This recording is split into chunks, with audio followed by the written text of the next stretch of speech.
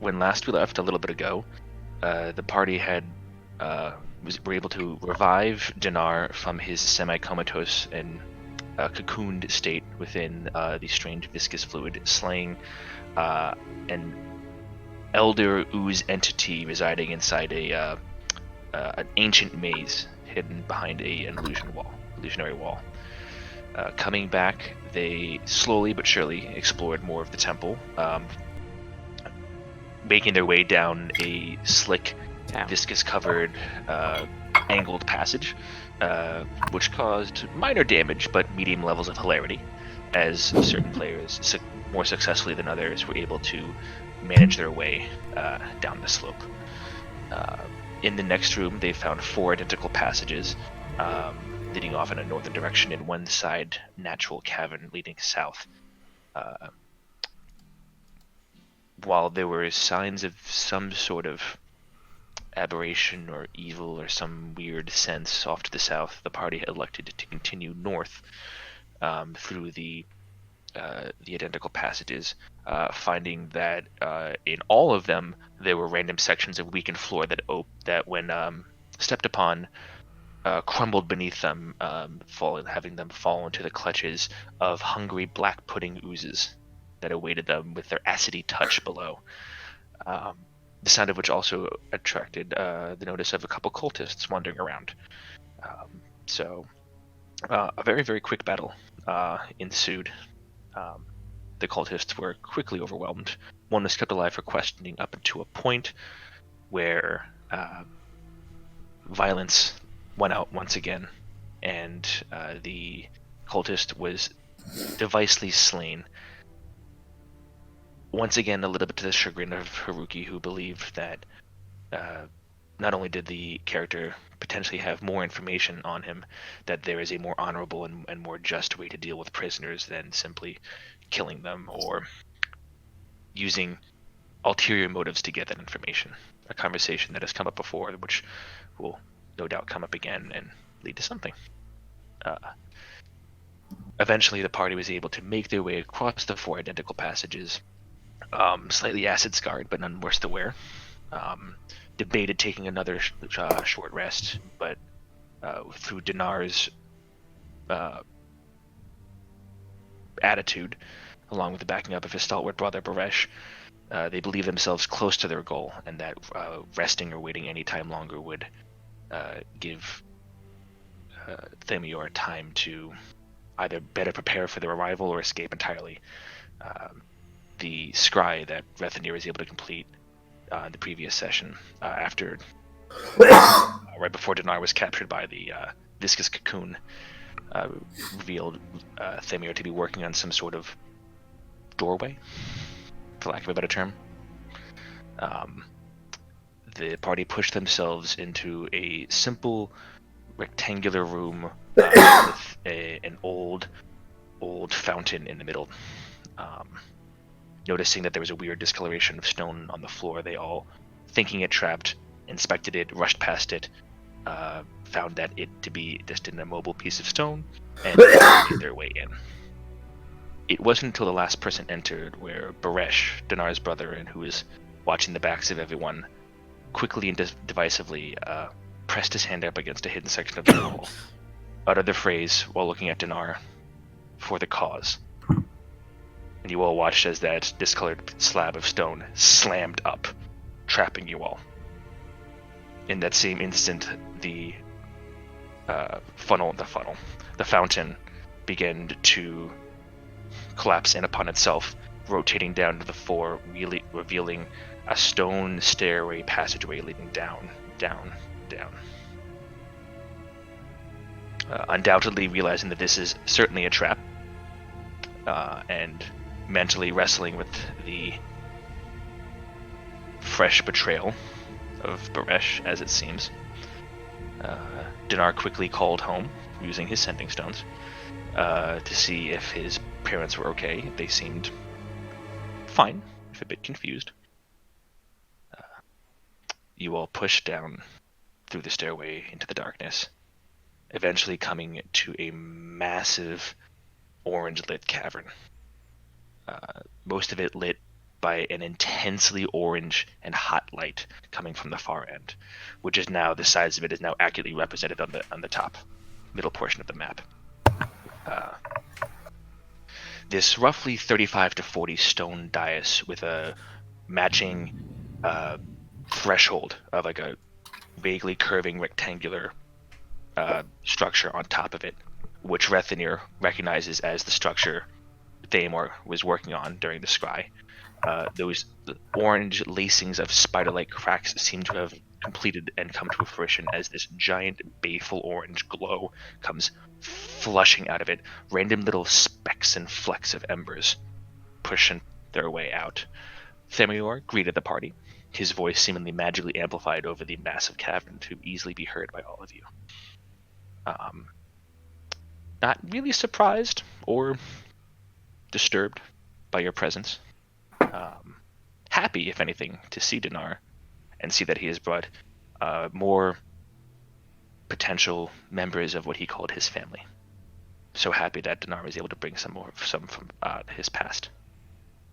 He instructed his followers to kill, do whatever they want with the rest of the party, but bring Dndnar alive if he could.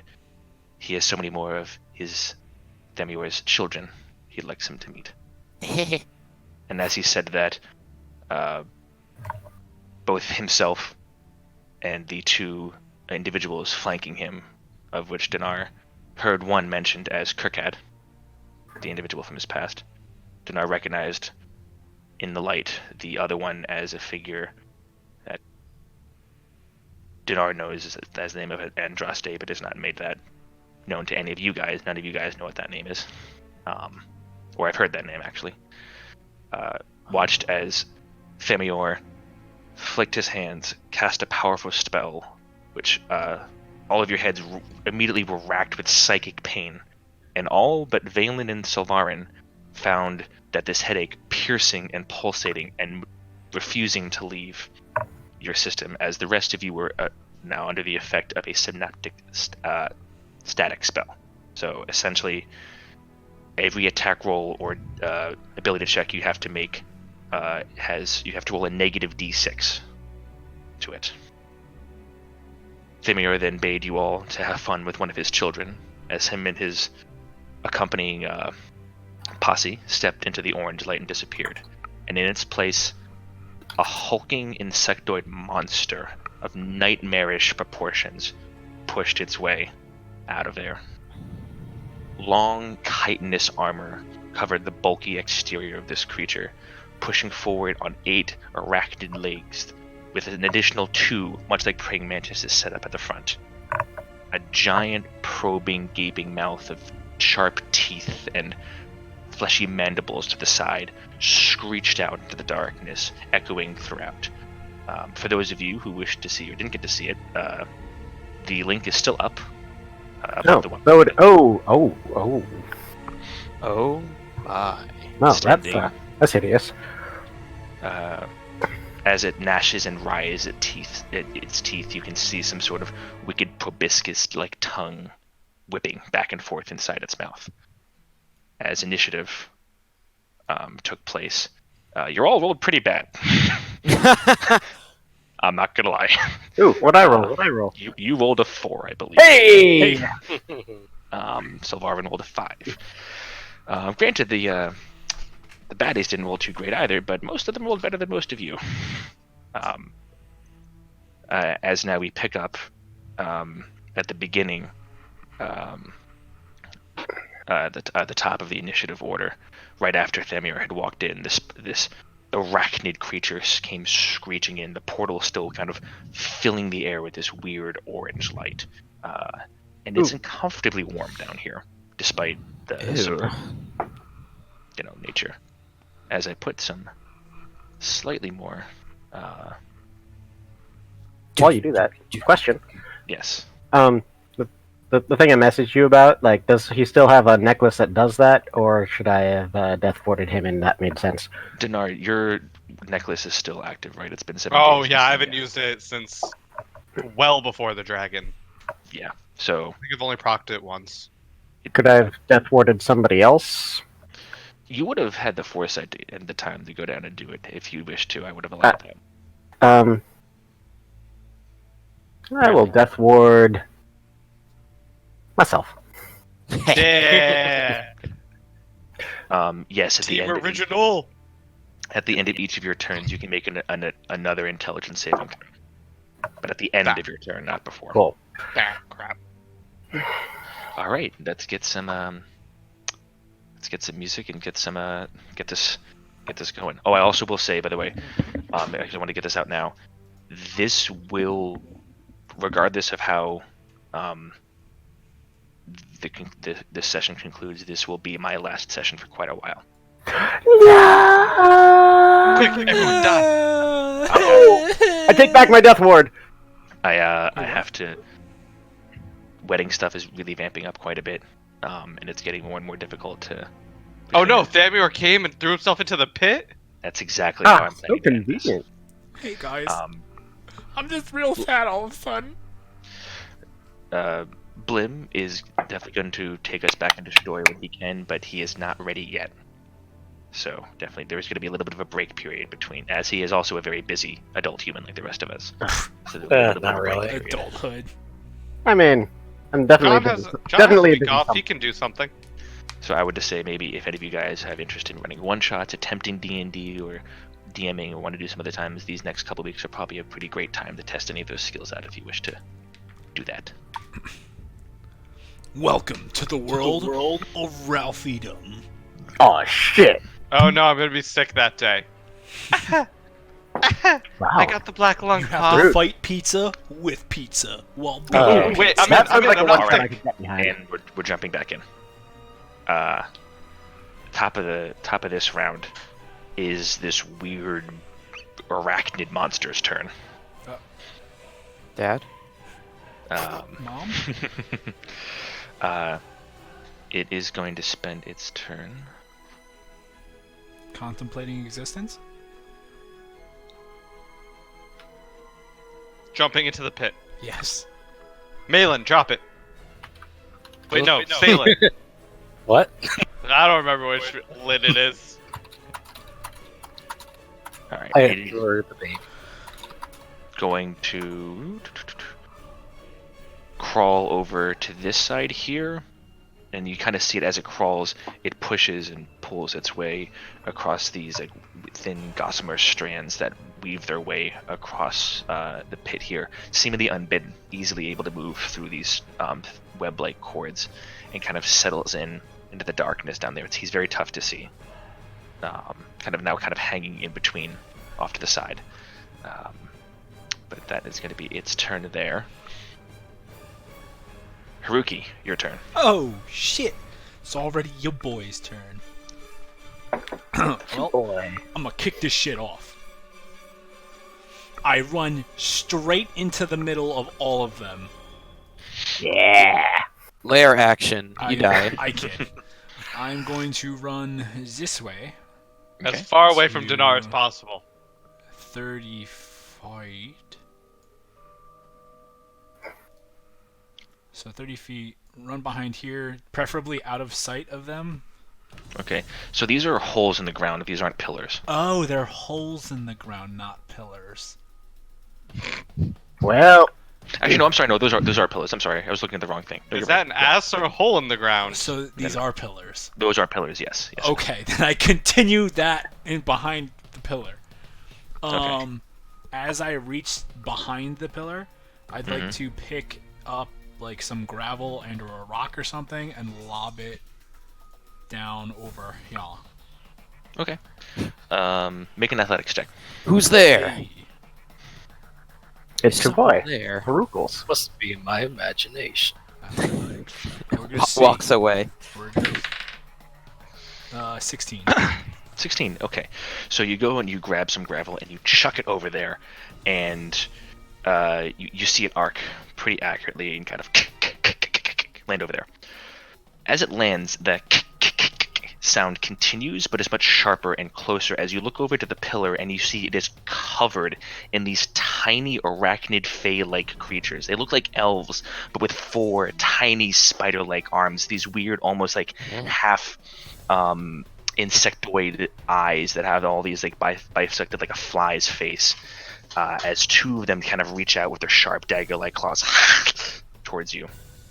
As you see that these pillars are not what they appear to be.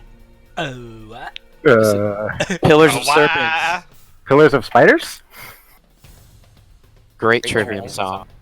As these two here They're so kind of cute. reach out.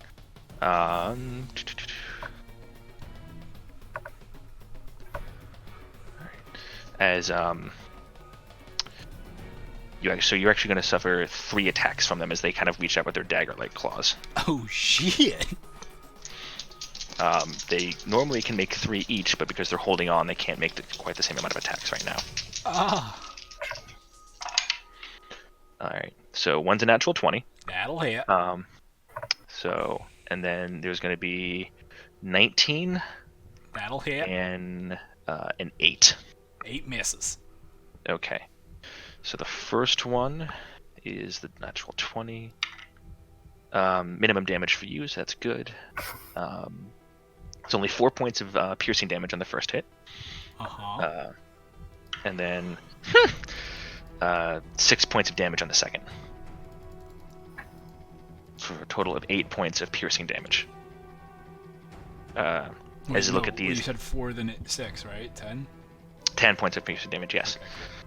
As you look, as some of them are alive, some are still, some are moving, but these two just seem to be just like grasping with some of their tiny arms and legs. The other two, they have these weird pointed fey-like ears and kind of this like weird molting hair that grows off the back of their heads. But they have these big fang-like protrusions from their mouths as they gape at you. And once again, they have about 4 arms and 2 legs each. They're terrifying, twisted abominations of like fey elf physiology. Does me throwing the rock count as an action, or would I be able to attack back? The rock throwing was your action. Okay, that's my turn then. Okay. All right. Next up is Dinar. Just to make sure these things are people. They seem humanoid. I mean, that's what I mean. They're not like statues. No, there's like these 4 humanoid individuals that are all like purposefully standing around this bony pit or bony pile. Okay. Also, did Haruki get an intelligence save at the end of his turn? Haruki, make an intelligence save. He is would- not within would- 10 feet of you. Would any No, of that, no. I'm trying to pick my turn right would now. any of my actions have needed to take that -6 or whatever? No, because you didn't make an attack roll. Well, you made it. I guess the athletics check should have had it.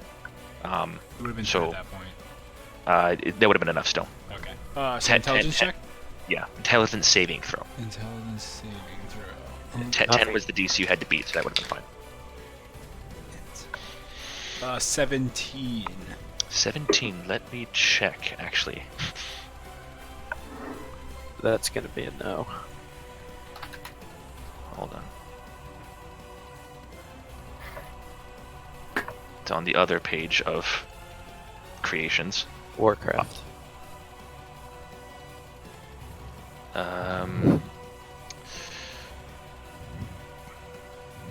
What was your save? What did you roll? 17. 17 succeeds. Oh, Oh, really? Yeah, you are no longer considered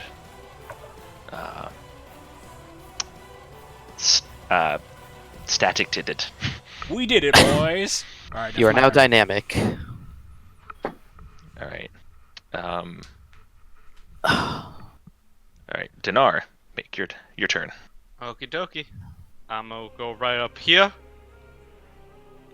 And I'm gonna use my action to dodge. Sickamoo. All right. And that's it. On my turn. Okay. So for the intelligence save, do I roll a d6 till It doesn't affect saving throws. It only affects ability checks and attack rolls. no. Okay. 12. You are still under the effects of, in your words, Mega Bane. Yeah, Mega Bane, Super Bane, whatever you want to call it. I'm okay with either one. Okay. All right. It's an awesome spell. I want it. Synaptic Static is such a great spell. Is it like an official spell? Yeah. It's a Xanath. I think it came out in Xanathar's. Oh! It's a baller 5th level spell. not many things make you do intelligence saving throws. Yeah. All right, so those. All right. Next up are these humanoid figures. One is going to stay back and is going to continue with arms raised to chant something at the pile. The other 3 are going to rush up at you, Dinar. Yeah. Dodge, dodge, dodge. As... Oh boy, do I have so many tabs open. That's exactly what I want to hear when you're about to attack me. It's plus Alright. 28 to hit. What? Yeah, the cultist has a plus 28. Miss. Make 9 intelligence saving throw. Alright, so each of the cultists is going to make a single attack against you. Ooh, I thought you were about to say 3 attacks, and I was like, Alright, so it's a natural 1, so the first one's definitely going to miss, even with the disadvantage. 3. Miss on the second. With once again, disadvantage. Bob and weave. Yeah, they all 3 of them miss. You seem to be able to. Your mind is cleared in this moment, and you bring your shield up expertly, parrying one blow to the side, ducking the other, and knocking the third off to the way with your shield action. That first hit, you were able to parry so expertly, it actually knocks the scimitar out of the guy's hand, and he has to scramble for a moment down on like one side and grab it. And it's by the time you parry that third blow with your shield that he's kind of back up, but he seems kind of put off a little bit. They all seem vaguely human. like similar to the other guys that we fought? Similar, yes. Okay. Alright. Valen, it is your turn. Okay. So like these larger black areas are holes in the grounds? No. The only hole in the ground is that big chasm. Oh, okay, I see. These are all like pillars and whatnot that go up. There is like a shorter staircase. Both of these like middle plat areas here and here, where there's like a dark break. Those are extended like 5 to 10 feet. It's tough to see from your perspective, but those are kind of elevated. Okay. Alright, I'm gonna move to the right a bit. And I'm just gonna take a sharpshooter attack on the guy to Dinar's left. Okay, go for it.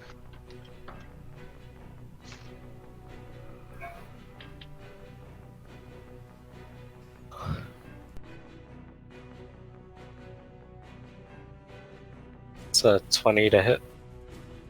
20 definitely hits. Okay. And that's a sneak attack, right? Snake. They're being. Yes.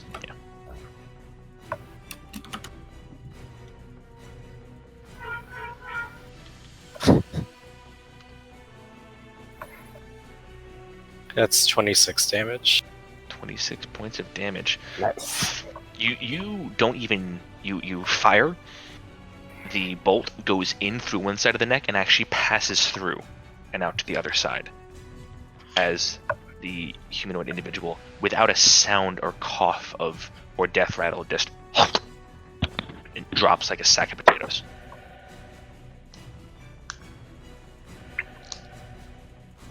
Essentially. Alright. Next. Why'd he fall? Why'd he fall? Alright. The one who is right, I'm gonna do the same sharpshooter. Go for it. 23 to hit. Definitely hits.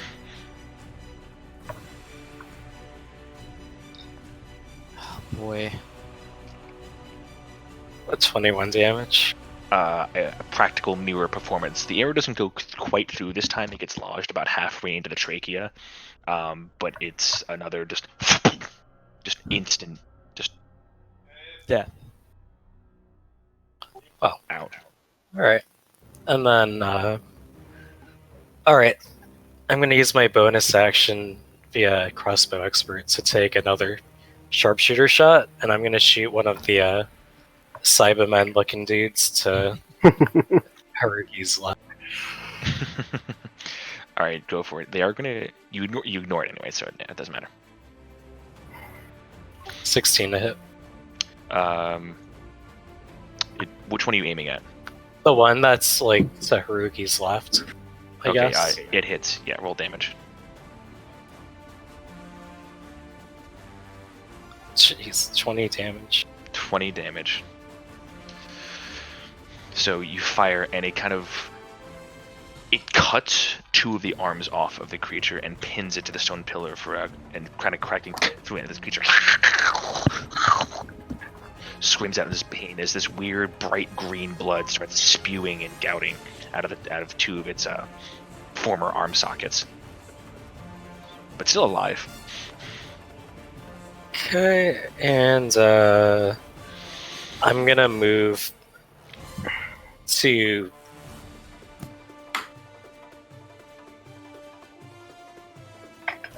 I'm gonna move over to Spen. You moving over where? Right over there. Okay. To Savarin, yeah. Yep. All right. Anything else? No, that's it. All right, Sylvarin, it's your turn. All right.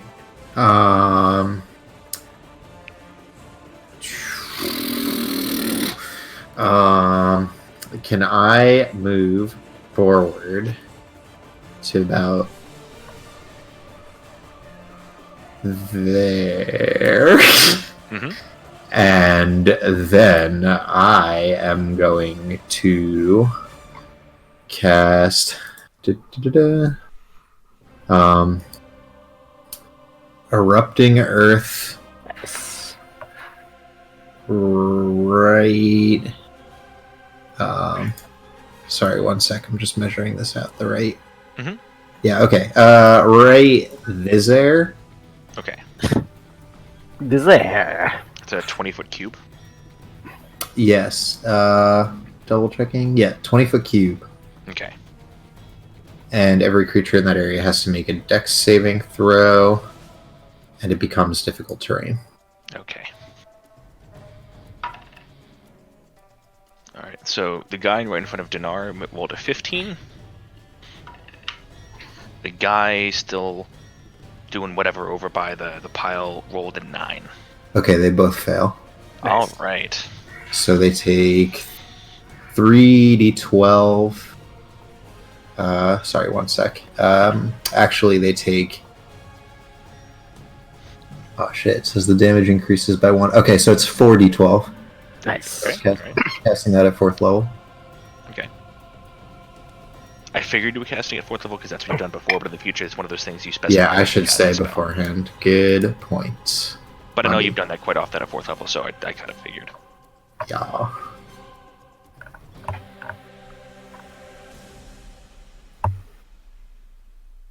Oh, sorry, I forgot. I'm supposed to roll that. Got it. Yeah, that's not me. That's you that rolls. 3d 4d12. Get him, nature boy. Get him. 4d10, I believe. 4012. Is it? It's right. 4012. You know, you're right. You're right. It's badass. Yeah, no, you're right. You're right. You gotta put those d12s to use at some point. Yeah. Do I roll for them individually? No, that's the damage. But that's in that area. Anything. Okay. Nice. Cool. Awesome. Yeah, so that's 20 damage, and then that whole area becomes difficult terrain until cleared, and it takes a minute to clear by hand. Yeah, and that's going to be my turn, by the way. Good thing Thamior comes back and spends the next minute clearing that rubble. God damn it. How dare you dirty my living room? I had a nice pile of bones over there. It's pronounced living cave. All right. So here's it's a 20-foot square, right? So 20-foot cube. cube. Well, yes. I'd say you could put it right there to be able to get both of them. Cool. All right, so which is good because as that earth erupts and then settles back down into its like rough, kind of like grating exterior, what you see inside it are the broken, still unmoving forms of both of those cultists. Nice. That's what I like to see. Top 10. Spicy meatball. You can't say that. Only we can say that. Also, you see that like part of the bone pit that's there is like on that and that got erupted. didn't get affected as much by the spell. Like Hmm. the earth doesn't seem to have moved as much over where that bone pile was. That raises questions. Anything else you wish to see or do or whatever? If I could see you smile, that's all. Alright. Kirinthenia, your turn, Bub. Okay. Is the giant spider evil thingamabob over there? Like, how big is it? Like, how tall is it? So it's very hard to see because he's kind of at Okay. level with the floor right now. But when it Yeah. came out, it was about 10 to 12 feet, like at its shoulder, like headish area, and with its arms, it was about a comparable distance in width. Okay. Great. Would it count as having partial cover from range attacks from where I am right now? It would. All right, good to know. In that case, I'm going to do things that don't require attacking while I'm still synaptic static.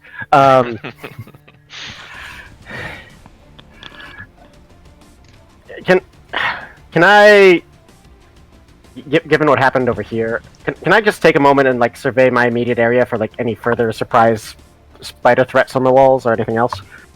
You'd have to move up a bit more if you wanted to see more of the walls, but I'd allow that as like a bonus action. I'd actually like to use my action to do it, if that's okay. Sure. Um, But I still would say you'd have to move up a little bit further. yeah. So I'll move up to here, and I just want to like survey how safe or not the area I'm like that the three of us or we're currently standing in seems to be. Gotcha. Make a perception check if you could, please. Actually, no. Which would require a negative d6. Yes. So what I'm going to do first, because movement and shit, is while I'm still standing next to Valen, I'm going to look over at him and say, "I've seen you fight. Let you be the instrument of the Lord's justice today." I'm going to reach out and briefly touch as I begin to walk past his crossbow, and as my bonus action, I would like to cast Holy Weapon on it. Okay. All right. So, like, this, like, gray energy flows up from my hand and just enshrouds his crossbow, and then, like, the bolts glow. You see, Violin, as now the wood and the bow string itself is now glowing with an intense silvery gray presence energy to it.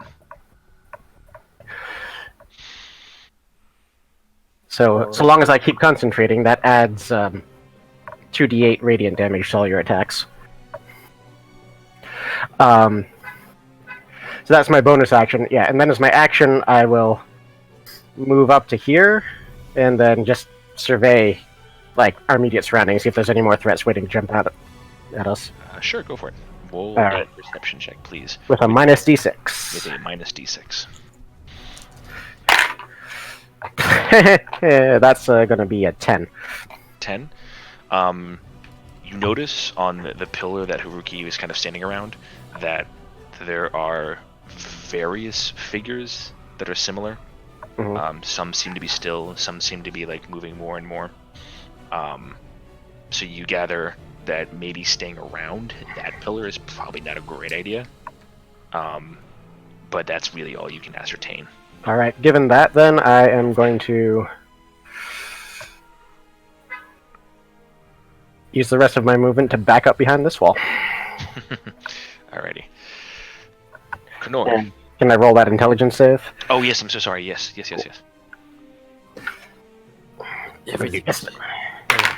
That's going to be a 20, not natural. And by 16. that I mean 18, actually. Because I can't math, but 18. Still succeeds. Thank you.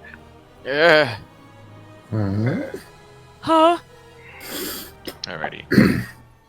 Knorr, it is now your turn. I'm getting old. My mind's not working like it used to. Blah blah blah. I'm old. Okay, and then I'm gonna do. While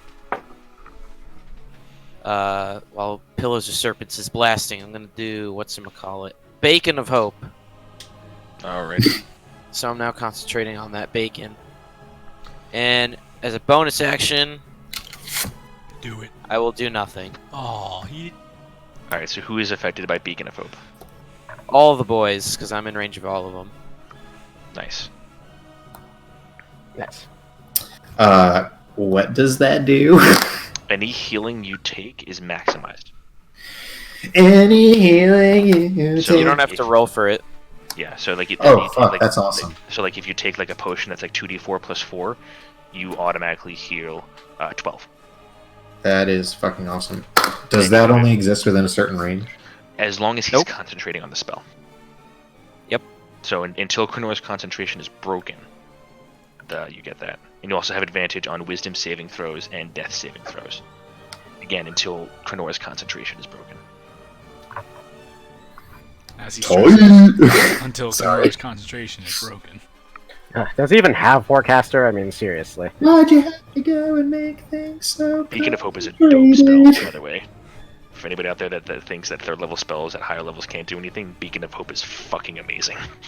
I mean, that's an insane spell. I think. Yep. I Nope. don't think anybody thinks Beacon of Hope isn't a great spell. I don't know why I said that. Anything else you wish to do, Mr. Krenor? Make a saving throw. Then do that. This is why I did beacon first. But it's an intelligence save, so it doesn't help you. It doesn't. It's yeah. No, I. Okay, so yeah, I don't say fucking A. Never mind. Okay. 10. Wait, does your Oh, I get advantage. you have advantage because you're a gnome thing? On intelligence saving throws? Yes. Yeah, bro. Magic, Because right? of no. It's, Fuck. 11. Unfortunately, the psychic pulse still permeates its way through your skull. You can't The quite concentrate. Alzheimer's. I still Migraine. feel it. Unfortunately, you didn't take one step forward. I gotta pee. Be right back. All right. Alright, so it's the top of the round, so I'm gonna roll to see if something happens. Lair action. Lair action. It's not a lair action. This is an initiative count. Let's see if something happens. Thamior action. Okay, something does happen. Shit. Reinforcements? He does a legendary rave. Everyone revive. Oh, the bone pile. Guys, it's a pit trap. Don't walk over it. I know how this works. Alright, actually no, because of that, I gotta roll a d6. Hmm. Okay, Yeah, because he failed too. it's not. I think it's Um, gonna be that bone monster thing. From Let Dark him Souls. say it. Oh, sorry. I must know. Neato. Yeah, yeah. Sure, you want to bring Nito into this fucking fight? I'll bring Nito. No, whoa. No. Who? I have so many Dark Souls monsters converted to D&D monsters saved on favorites, man. Ooh, we No, should wait, we don't should do a it. Dark Souls campaign. What do you think this is? There So are far too many good people. oh man, so many things, guys. Just so many things.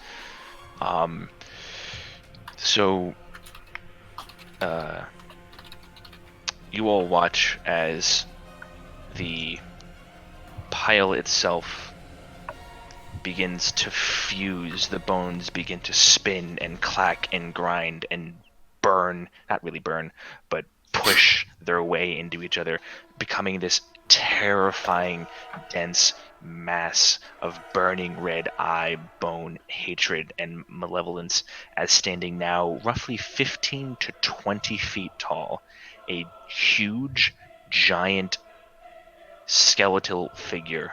Now, when you say skeleton, does it look undead? It looks like that. That's So yes. Hurt to undead. It doesn't have lungs. That means undead. Is that the direct classification? Yeah. Duh. Hobby. Stands. And just kind of, its silent eyes now look at all of you, wielding this giant, bony scimitar sword thing, almost half the length of its whole body. Looking at across at all of you. Most of the bone pit itself seems to have dissipated at this point. Its energy is spent, but it's spent summoning this incredibly powerful and fuckingly good rolled lucky roll on its side entity. Well, It was a 5 or 6. It was like a 5 or 6. I rolled the giant skeleton, and I rolled a 5. So Hey, boys. Get at ready. least it wasn't a giant skeleton with laser shark eyes. that could have been an option. It's an iron golem made of bone. It's a shark golem made of lasers. Right, I do have to roll initiative for it now, though. It's a skeleton Trask. Yeah, this is okay. Can we not? All right. Don't worry, Trask are usually asleep. You? I see your logic process there, and I'm shaking my head. Just don't wake up. Just don't wake Okay. up. Everything's fine. All right, so next in line is the giant insectoid arachnid monster thing. Thamior's children, one of his children, as he called it, it's one of his child. It's a fucked up child. Who's the mom? Let's see. Indeed. Yeah, who's the mom indeed? What a question. I wonder if we'll ever find out. Oh, God. On the next episode. Dive, duck, dip, dodge, and dive. No, wait. Shit, I messed up. Damn it, I'm getting a hit now. Alright, it's gonna try for it. Because it's hungry. It's gonna spend its full 40 feet of movement to get right here. Oh, wait, I didn't actually need to scream. Actually, could have gotten. Hold on. Ah, fuck. Yeah, I could have. So it's gonna get right. But should it have? Haruki, take your scream back. Yes, yeah. It's gonna get right there. Wow, right in the difficult terrain, huh? That's it, that hit its movement right there. Hell yeah. Clutch. Like a wrestler, hands up, just like. All right, Dinar, and it's gonna turn towards you. Yeah. The mouth opens, and No, that no, kind of like kind of stinging proboscis of his mouth shoots out at you, connected with a this like tongue-like sharp spine proboscis just shoots out and it attempts to pierce you. Disadvantage! It's, well, like it's a singular roll. That was an advantage roll? Damn. So that is a 26 to hit. Wait, what's higher, 26 or yeah, it hits. Okay. So first and foremost, Oh god.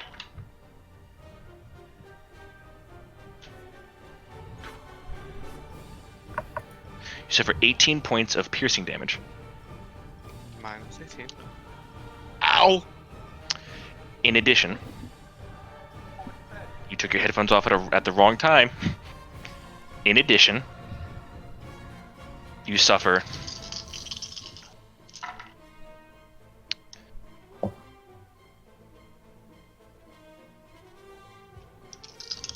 Oh god, more rolls?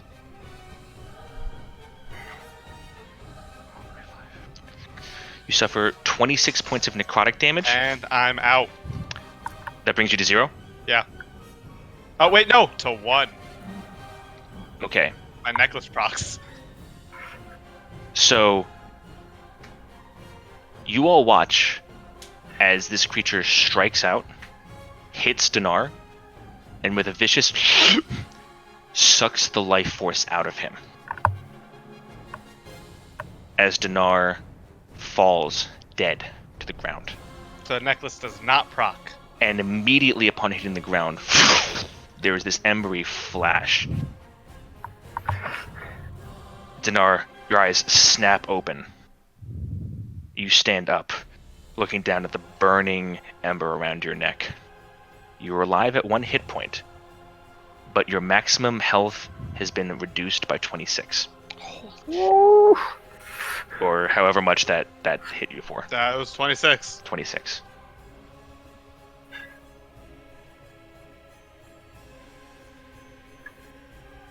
Well, that's a bitch.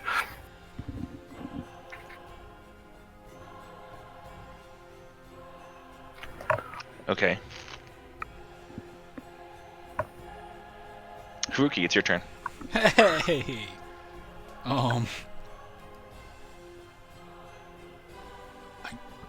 I'm gonna attack the little things by me.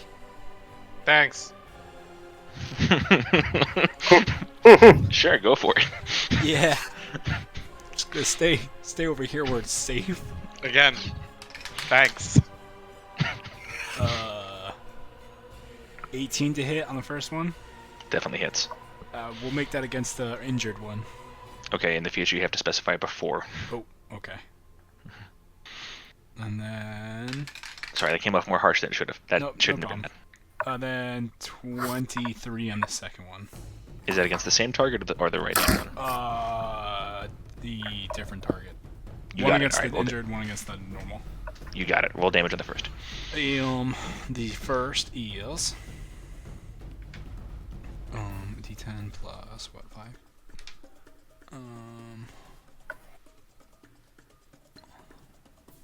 1d10 plus 5. 10 points of slashing.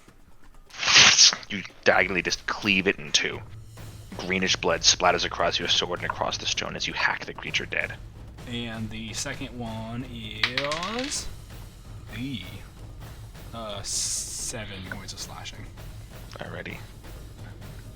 You kind of slice forward and it steps back, but leaves a thin paper-cut gash across its center torso as it kind of looks down and out at you. And then I'm going to run over here. Mm-hmm. And as a bonus action, I'd like to drink a potion of greater healing. Go for it. It is maximized, so you get the maximum. So healing. 4d4 plus 4, so that's It'd be 16, 20, so you automatically 22. heal. I thought it was 44, Oh, 44 16. plus 4, Just- that's just 5 4. plus, yeah, that's Nope. 20. Yeah, 20, yeah. Cool. And can I lob the empty bottle at the big fucking spider thing? Sure, you love it. Ding, ding, ding. It bounces harmlessly off its chitinous armor. It didn't break on it? Didn't seem to. Sorry. Okay, that's my turn. You You're have to kind of shaken off of killing the spider monster things and seeing your friend die. So, speaking of, it's Dunar's turn. Hey! I'm gonna drink a potion of greater healing. Yep. 20 hit points right there. And then... That's a bonus action. Did the little then- thing want to take an attack of opportunity? It would have actually on you, yeah. Okay. Oh, Jesus. That's a... Rolled a natural 19. Oh, well, that hits. Okay. 6 points of piercing damage to you. Fuck me. They're rolling... The little guys are rolling really well for, for their hits. You must die. Alright, Dinar. And then... I'm gonna touch myself for 30 points of lay on hands. And attaboy. That's Remember- maximized, so it's 30. Hey. Remember, it's whatever your maximum hit point is still subtracted by 26. So. Oh no, I know. Okay. I'm still below that number. Okay. I've Just changed make- that. No, so I changed that on roll 1. I know you're a tank. I just wanted to make sure, and I know you're pretty honest. The tank is me standing there and healing. All right. They're gonna do whatever. They're dead, so I'm gonna move them off the initiative. Because there's bitches. Check. Valen, it is your turn. Fuck. Okay. Alright, well, Shoot it! Shoot it in face! yes, I move slightly behind. So it looks like he's shooting.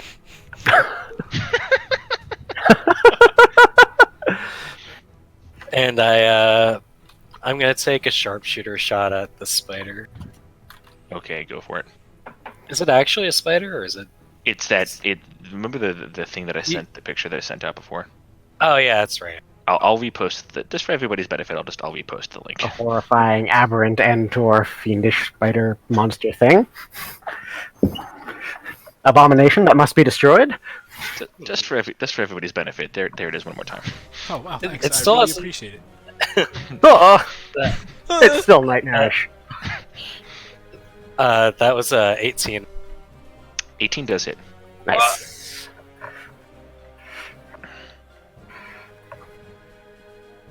And it dies. It's a glass cannon. 36 damage. Nice.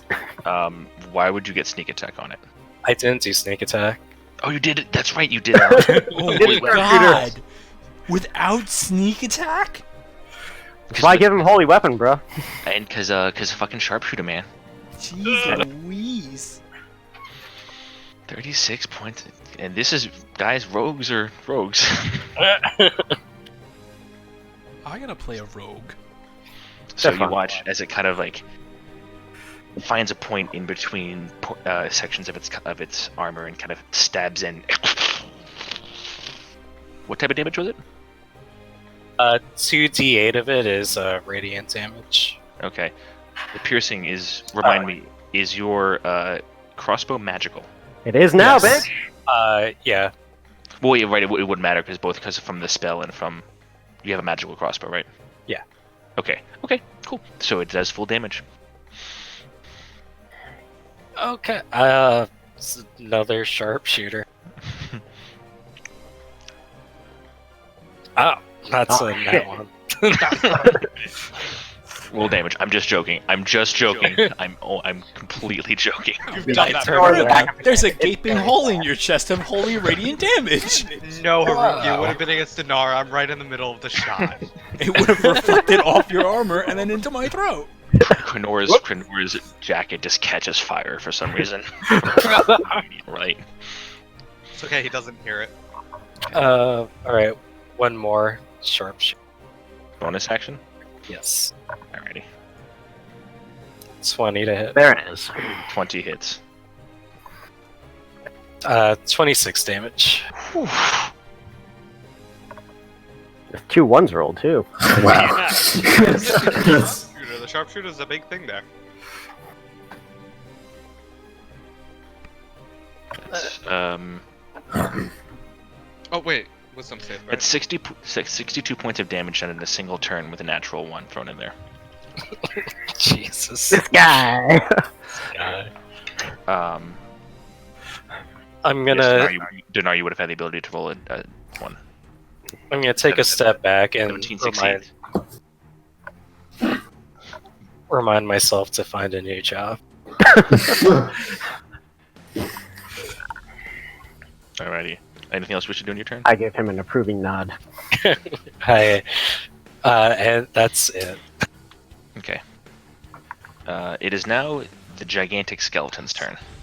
Oh shit. Alright. Balls. So.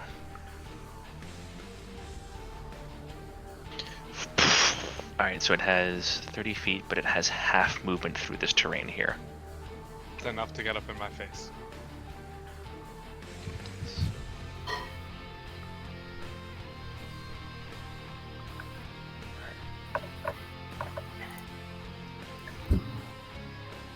It's gonna come right. That's exactly how far he can actually make it. Uh huh. And is going to make 3 attacks, 2 against Dinar and 1 against Haruki. Can I use my reaction to put disadvantage on the one against Haruki? Yes, you can with Shield Master. Oh wait, no. Haruki's not within 5 feet of me. Never mind. Alright, so the first 2 against Dinar. So the first one, that's a 10. Ooh, miss! Second is a... Can't do math. 15. Miss! Okay, alright. And the third against you, Harukles? Do it. Oh! A natural 20! No, it was almost, it rolled from a 19 to a 2, so that's Oh. almost, Yay! I don't So take it's a- damage this round! so... So it kind of reaches out, and you just barely take a half step back as this giant bony scimitar slams to the ground in front of you. As the number of monstrosities and nightmares that are piling up in front of you all seems to be increasing astronomically.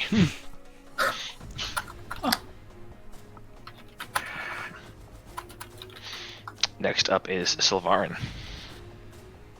Yeah. So remember where I cast Erupting Earth last time? Mm-hmm. I'm gonna do the same thing, but 5th level this time. Oh shit! All right. Oh my god! In the face. All right. And it's a dex save. It is a dex save. Okay. All right. The skeleton rolled a 16. Okay, that if it's equal, Yeah, ties always go to the person rolling. then tied. So So it Save. just succeeds. just succeeds. Okay. Because it's a bitch. And then the other entity, rolled a 13.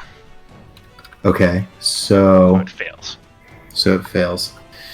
So that's 5d12, and the spider takes full damage, Mhm. and the skeleton takes half. Mm-hmm. Roll that 5d12 bludgeoning damage. Okay.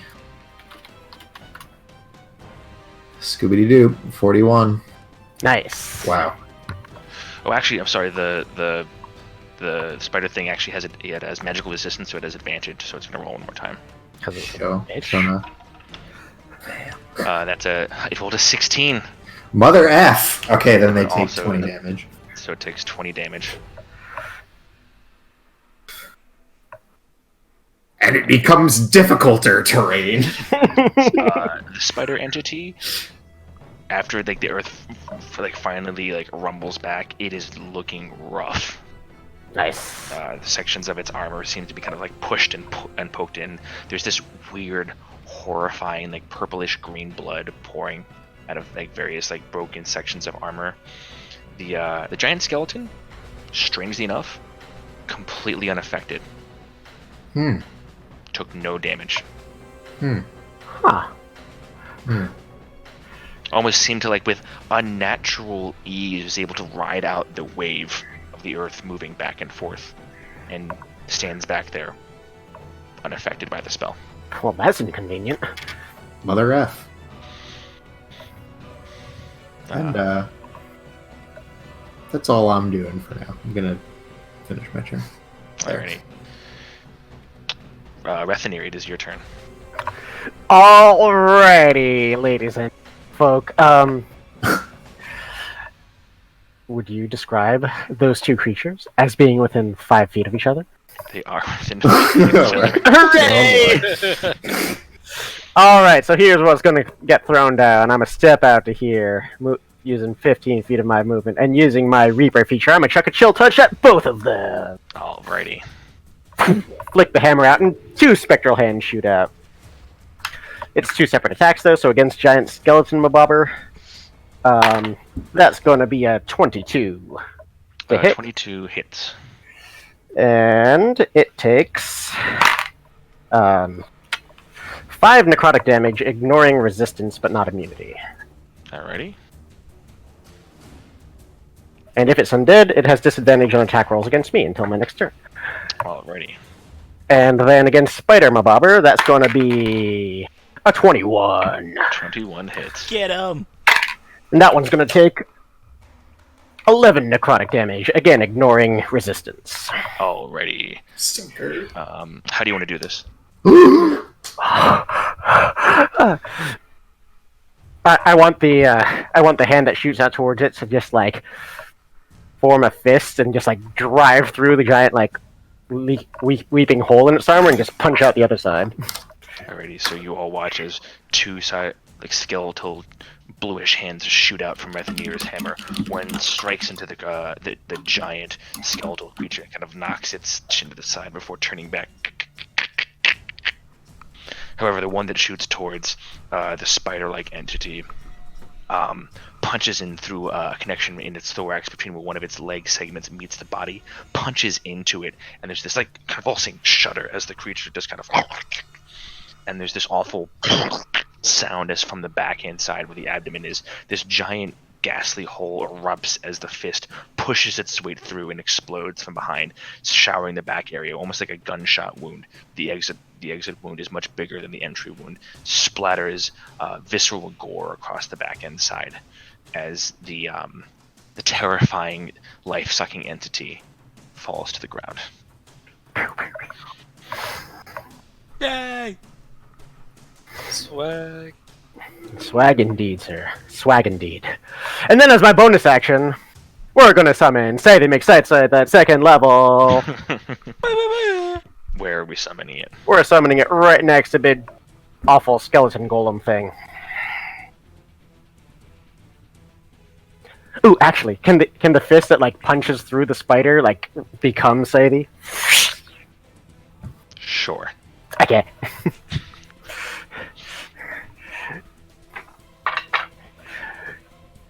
And it's going to attack giant skeleton bitch.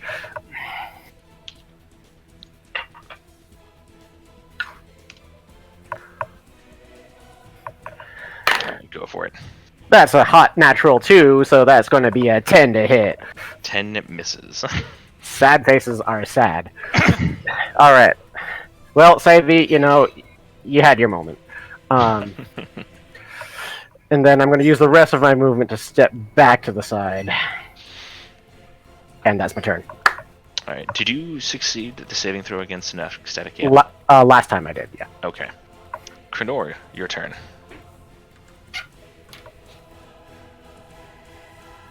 John, we can't hear you.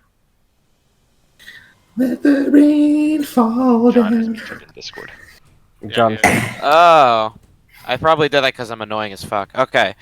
So I'm gonna immediately summon the cane, and I'm like out of spells. Let's do that a little bit higher. Can we get much higher? 4th level. Too high. 4th level spiritual cane weapon. Yeah. If you can find it. I actually don't have that one saved. I'm gonna have to save that one. And then, because I haven't done this yet, which is a surprise. Messenger. Do.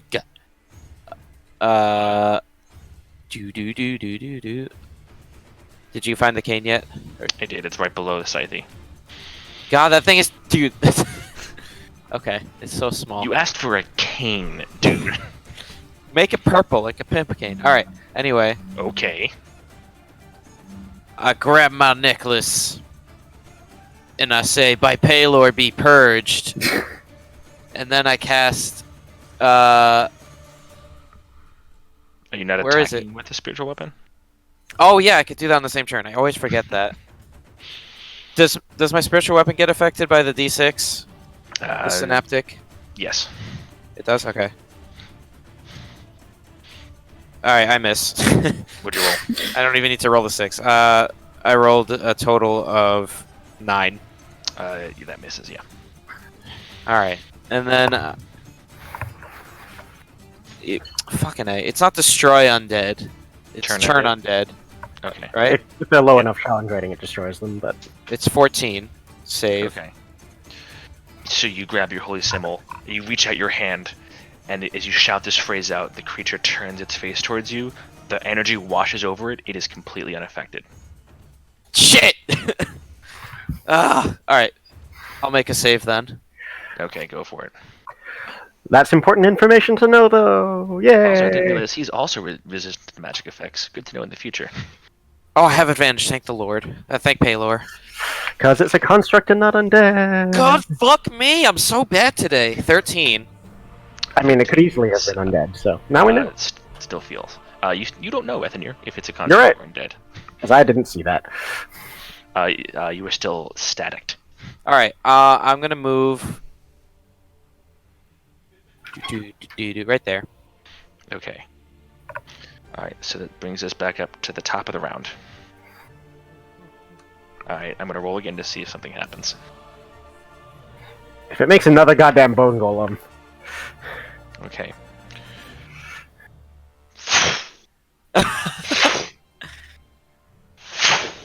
No. There's this flash across the entire chamber as you all look over, and you see that those sigils that Rethanir that you watched Thamior pressing or changing or corrupting, he was doing something, you couldn't really put it together, but you now see them, a section of them, light up and lock into place along the threshold. No, that doesn't seem good. To the fucking Stargate. I was about to say that. Not all of them, but some of them. Yeah, you got fucking duded. All right. I have a trumpet. I could probably, I could probably pull that out and try that like IRL, but we're not going to do that right now. So yeah, that's a thing that you'll notice. I don't have a sad trombone. That creature no longer matters because it's dead. Haruki, it's your turn. Hey! Well, I guess time to go toe-to-toe with this undead machine monster thing. I'm gonna go ahead and step up onto this bitch. And take my 2 attacks. Go for it, buddy. I will use my bonus action for Fighting Spirit. Ooh. Actions. Fighting Spirit! And then attack. Ooh. That was pretty good. Ooh, that was better. Nice. 27 hit. 27 hits. Surprisingly enough. Ooh, that's pretty good. Ooh. 26 to hit. 26, strangely enough, also hits. Wow, look at that. Will you look at it? 10 points of slashing damage on the first. Okay. And 12 points of slashing on the second. Very nice. So you kind of carve through, leaving these like marks along the lower calf area of the skeleton as it kind of its gaze now kind of turns down towards you. Its rictus grin permanently set in its face. That's my turn. All right, Dinar, it's your turn, buddy. I'm gonna move closer. Stand up right next to Harukles. Yeah, the fighter line. So you step over the body of the I'll stand over partially here. broken and partially mutilated. Oh, you don't want to step over the body? Okay. I'll stand over the body. Can I stand over the body? Yeah. It's still Okay, then yes, I considered it's still considered difficult terrain, either because of the body or the spell. You're not sure. There's Okay. definitely difficulty involved, though. Attack twice! Go for it. 26. 26 hits. And total 20. 20 also hits. Okay. I'm not using Divine Smite. I Hmm. feel like this is not the place to use it. I don't know that. 9 points damage What was the first one? and 9, so 18 total. Alright. There were 2 4s plus 10, so Alright. 18 total. So you slice through, leaving similar scores into the lower calf chin areas of the creature. If we hack this enough, Haruki, it'll fall. That's it. Okay. Is that the end of your turn? Yep. Okay.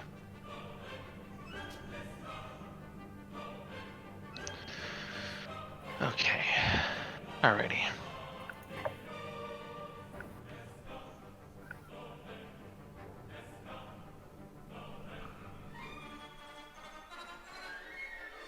Okay. Okay. Is That's it, it. whose turn is it? Oh no, things are happening. Don't Oh, worry about you're it. doing. Oh, okay. I'm doing DM things. Otherworldly machinations are being born right now. Oh, okay. Literally. A god is being born. Yeah, basically.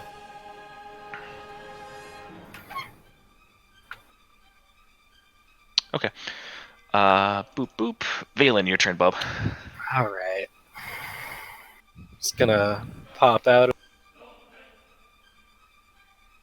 Actually, you know what? No, I'm going to use my bonus action to dash. Curious. Okay.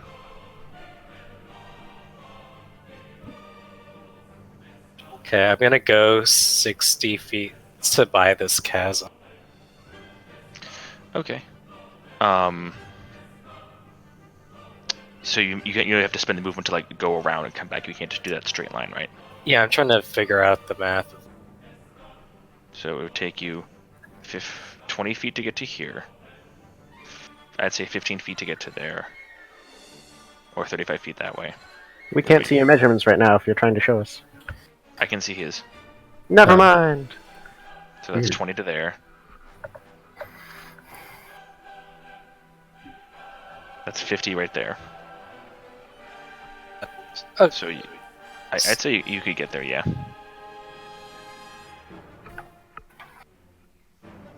Okay. As you go rushing past the pillar, Yes. a clawed hand comes out to grab you as it makes its attack with advantage because it was hiding. Ooh, you got rogued. All right, so that is Face. a 24 to hit. Yeah, it hits. Okay, so you do not make it to the chasm, Oh, it has. as instead the creature grapples you. Ooh. As you see a small halfling figure, female, come out of the darkness, grab you, and hold you with unnatural strength where you stand. Yafnor? Do I Dude. notice this? Oh. As it then grabs you there, it smiles a toothy smile. Bright fangs gleam down from its incisors as it reaches up to bite you with advantage. It still has attacks? It was holding its action. Oh. And it has multi-attack. Because it's a bitch. You said it, not me. And I meant it. Why is the halfling so small? It's a halfling. Well, Cronora's way Cronora's a bigger. gnome. He could stand to lose a little weight. It's really based on the size that the fucking thing gives me, alright guys? I'm sorry. It's like, Alright, so that's a 22 to hit. I'm assuming that hits. Yeah, it hits. Okay. So you first suffer 5 points of piercing damage. In addition, you suffer 6 points of necrotic damage, and your maximum hit point total are reduced by 6. Oof. As the creature bites into your exposed flank, and you feel ever so slightly some of your life force be leached off into this creature that kind of brings back and laughs.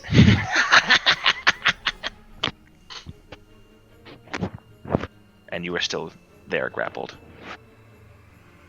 Mm. Is there anything else you wish to do? Yeah, I'm taking 2 sharpshooter attacks to her face. Okay, they're at disadvantage. I have crossbow expert. Which ignores. So, I can shoot if they're in 5 feet of me. I don't have Okay. disadvantage. Does grapple impose disadvantage? Only restrained it does, and let me double check. I don't think grapple does. You were only grappled, which does not interpose disadvantage on you. So you get to make the attacks at regular.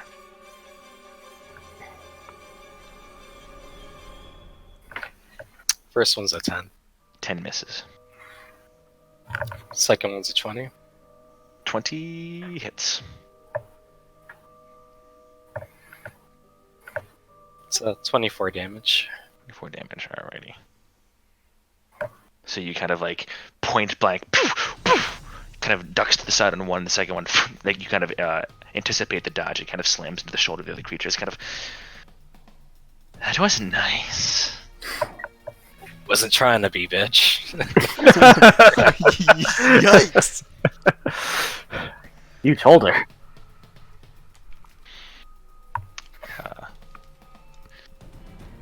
Is that the end of your turn? Affirmative. Okay. All right.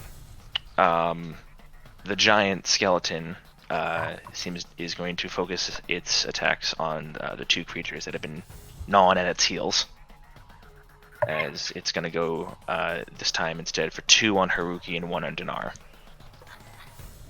So the change my tab over here. That is an 18 on the first against you. Hits. All right. Second is a 14, Misses. and the third against you, Dinar. Yep. Is a 19. Miss. Alrighty. So the one that does hit you, Haruki. Not too bad. So for 11 points of slashing damage. 11. Yeah. Can I use my reaction to take a swipe at it? With Sentinel? Using Sentinel. Yeah, you can.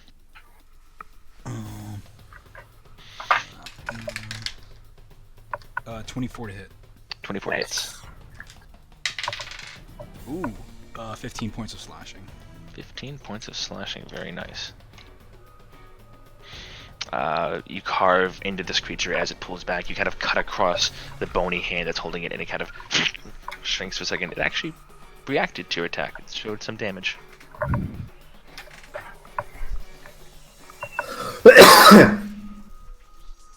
Miss Guza. Alrighty. Sylvarin, it's your turn. Okay, I am going to move right here and cast Mass Cure Wounds. Nice. Alrighty. Do we all get maximized healing from that? Krenor hasn't broken his concentration yet. Sweet! So, Sylvarin, what's the normal dice roll for it? It's 3d8 plus my spellcasting modifier. 24 plus your spellcasting modifier. 24 plus. Plus 4? Wouldn't that be. Yeah, 4. Dang. So Alright, 28. 28 points of healing to everyone in the area. That's fucking badass. Thank you, sirs. You, sir, are a... Remember, Well that's done, what everyone. can't go above your hit point max. How much was that for everyone? 24. To everyone. No. No, it was 28, because it was 28. 24 plus 4. 28. Yeah, it's 28 points of healing. So 8 points. Almost full!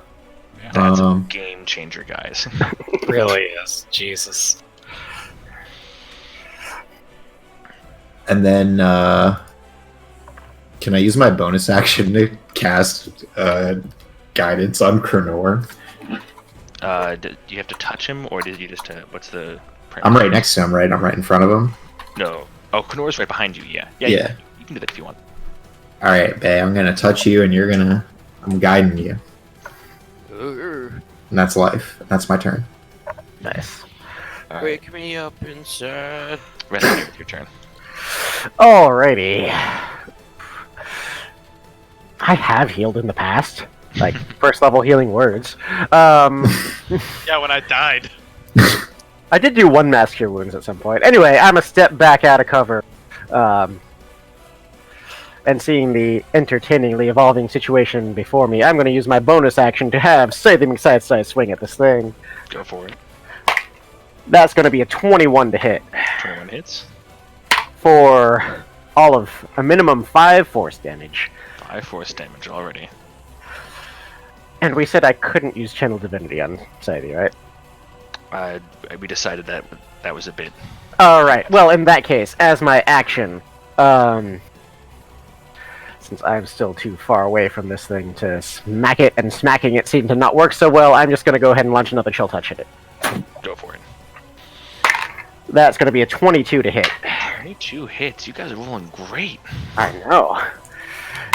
For 9 necrotic damage. And necrotic damage, very Again, nice. ignoring resistance if it has it. Of course. And then I, valuing my peace of mind and concentration, am going to step back over here again. That's my turn. Alrighty. Krenor, it's your turn. Uh-oh. It's time to get a whacking, so I'm a whack. Alrighty. Comes that boy. Ooh, okay. And then the D6. That fucks me. Don't fuck me, Gil. Can't promise that. Oh my. That's a 20 big number. To hit the skeleton? Yeah, it hits. Okay, so 20 big number. And now I'll do... I think it's 2d4, right? Level 4. Look. It is 2d8 plus 2. I know, Blim. I know, don't worry. I wasn't suggesting you didn't. I just know you have a lot to keep track of. So Ooh! I appreciate it nonetheless, don't you worry. I tickle one of its ribs out. 16, very nice. So you kind of smack it to the side and the creature kind of shudders. It's definitely starting to show some wear and tear. Also, there was the spider dude on the pillar. I don't know if he's done anything. Those things seem to be pretty attached to their pillars. Oh, okay. And then for my... Alright. For my action, I'm gonna go... here. Oh, well, that's my movement. And then for my action, I'm gonna Old Man Dance. An old man dance? Okay, And I'm gonna make a goddamn save and throw. go for it. Here's my save and throw. Fuck! Natural 1, and then advantage. Still doesn't say 15. Plus Nope. 4. Oh, ooh, true story. Plus 4? 19. Yeah, it's the same, Succeeds. right? Wait, yeah, here. Yeah. Yeah, you succeed, buddy. And I put the D6 away. Put that right back where it came from. What's a D6? Alrighty. Alright, so top of the round. Right, that's the end of your turn, Krenor? I'd like to tell my entire autobiography. Alrighty, cool. As you do that, it's the top of the round. And we're gonna roll to see if things happen. No more things. The cantina music starts playing. Natural 20. Oh, jeez. Rocks Which while is we good for die. us. You watch as the rest of the sigils previously not lit up around this threshold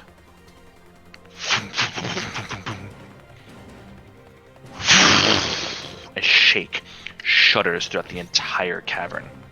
Those of you who are inclined to the religious, you feel a wave of something.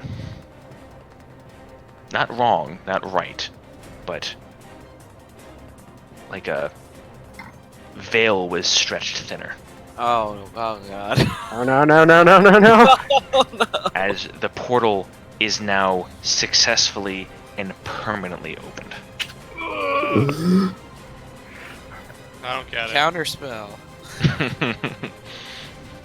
Well, permanent you don't know, but the portal itself seems to be successfully maintaining itself. Portal to Happy Unicorn Land, right? I No, cast it's banishment Diablo. on Rethi. I'd allow anybody who is trained in religion or arcana to make an appropriate check at this moment. I will make a religion check. I can do religion! Me too. Natural 1, baby. Oh, who's the religious bitch now? Do I add 4? What? No, it's a save. Yeah, 20. Krenor, read you, buddy. 13. You could use your guidance on this, I think. I don't want to. Okay. You sure?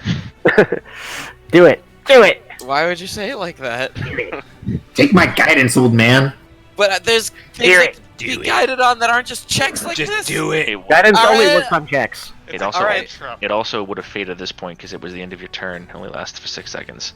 Guidance lasts a minute. That's Yeah. a minute? Yeah. Damn. Yeah. Do it. Concentration spell. Fine, I'll do it because peer pressure. If it's a concentration Oh. spell, that means he wouldn't be concentrating on Beacon of Hope or on. No, that's you concentrating. No, on it was me. Damn it. You Ah. fool! We can all cast so many buffs. It's great. Everything is Hold on, confusing. guys. 23 then. Forgive me for misremembering what is being happening. There's so much going on. Oh my goodness. Okay, so 23. 23 is enough. Oh jeez. Wait, is 20 enough? Paler's like, Krenor, you were a bit late.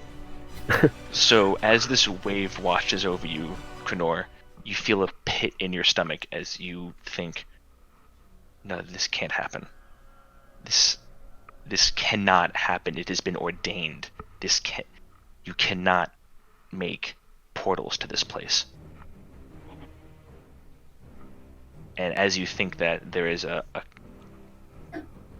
you feel a comforting hand on your shoulder. And a voice creeps in that says,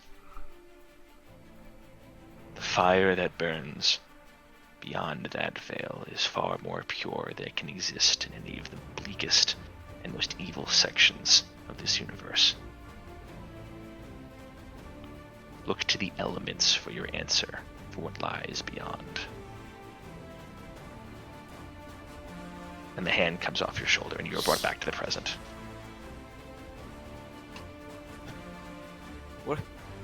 Sylvarin, what did that mean?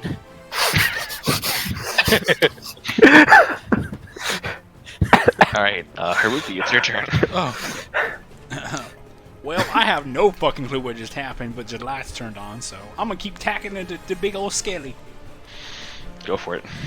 Haruki, what happened to your voice? Oh, sorry. I'm gonna keep attacking the skeleton. We're all touched by Pilar. 26 to hit on the first. 26 hits. 24 to hit on the second. 24 also hits. Look at you. 9 points of slashing.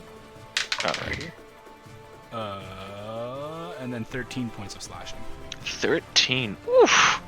You kind of crack into one of the sides. The creature kind of, out of nowhere, not really out of nowhere, but you guys watch in amazement all of a sudden as with a powerful flourish and an almost uppercut swing, Haruki crashes this creature into the side, driving its sword into the kneecap, and the creature is actually brought down with a shudder to his knee for a moment before kind of sticking this massive scimitar back in the ground, pushing itself back up. That last hit seemed to do something rough to it. It's not looking great.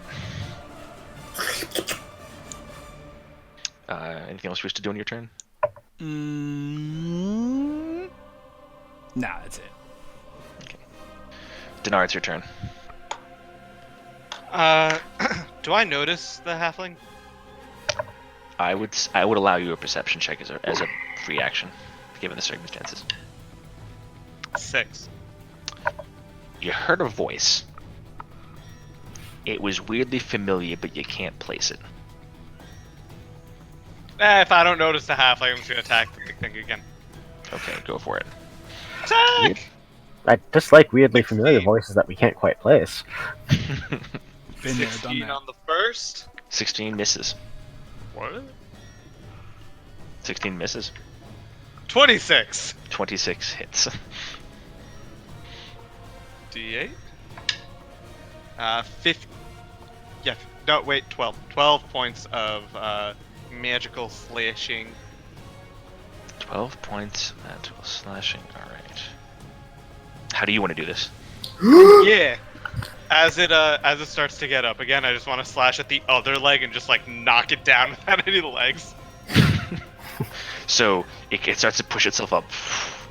You swing with your first one, but the swing is wide as you kind of try to aim for the handle of the scimitar and knock it off the side. It doesn't work. You bring yourself around, swing with a powerful hand back. It smashes into the other kneecap, breaking it through completely, connecting with the other kneecap, cracking it through, and with the previous hit from Haruki, both of the kneecaps crash and crumble as the creature hits the ground.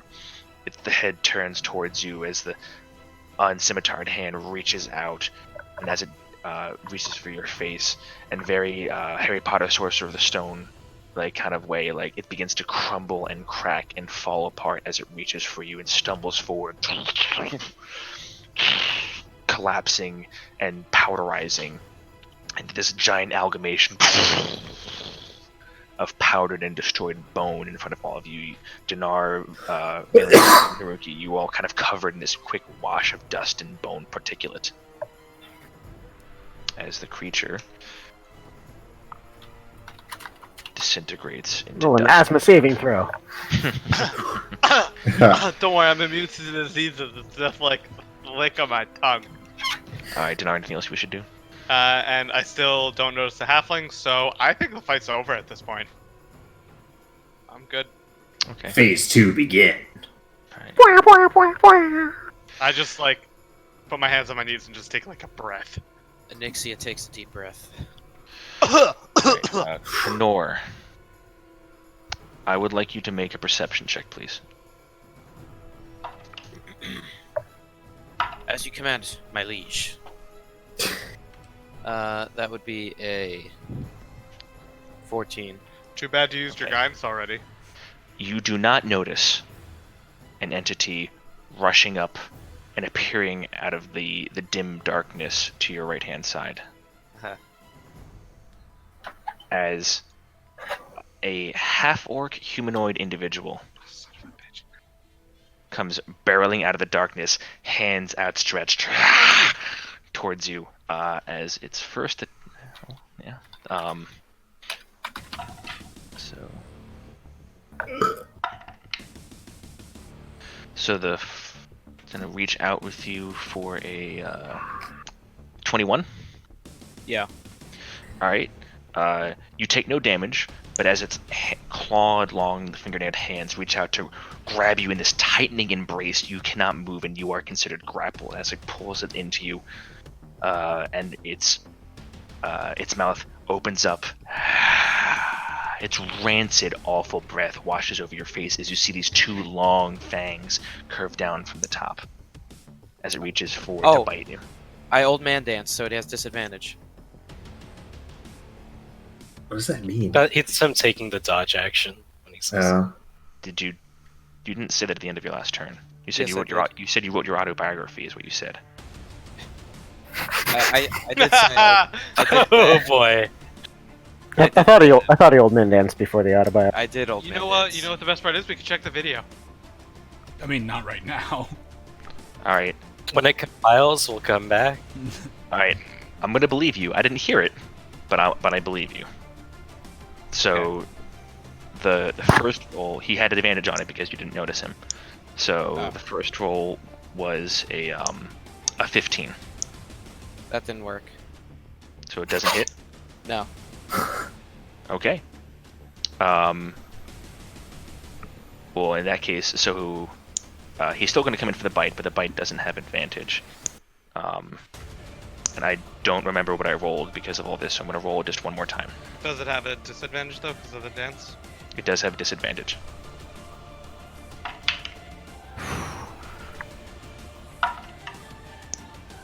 Alright.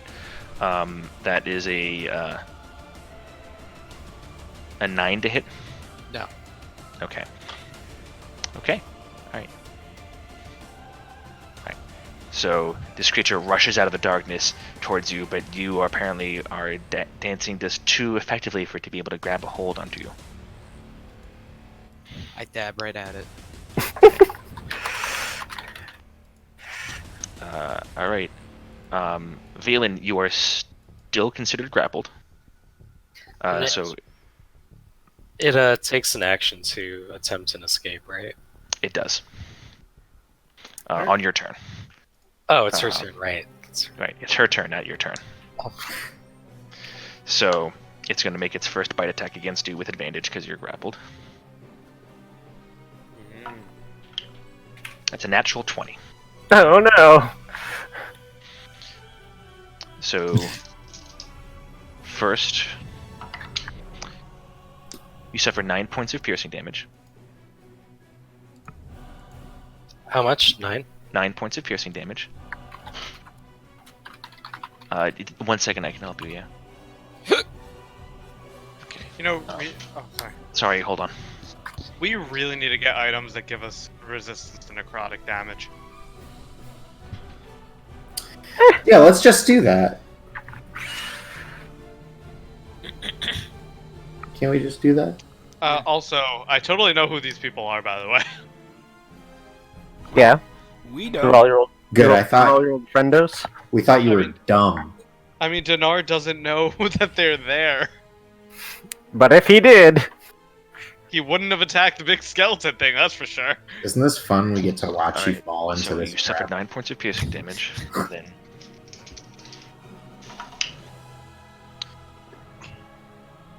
you suffered 12 points of necrotic damage, and your maximum hit points are reduced by a further 12.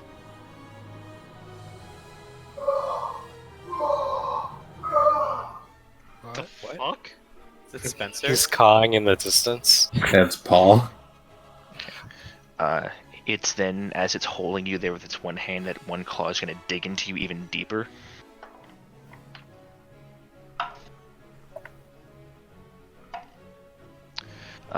For 14 to hit. That misses. Okay, so you're able to move in such a way that the claws don't dig themselves deeper into your flesh of its kind of long-nailed clawed hand. And as it's holding you there, it says, "Don't struggle. You're so much better closer." And it is now your turn. And I say, happy to oblige, and I shove my crossbow in her face. All right, roll your 2 attacks.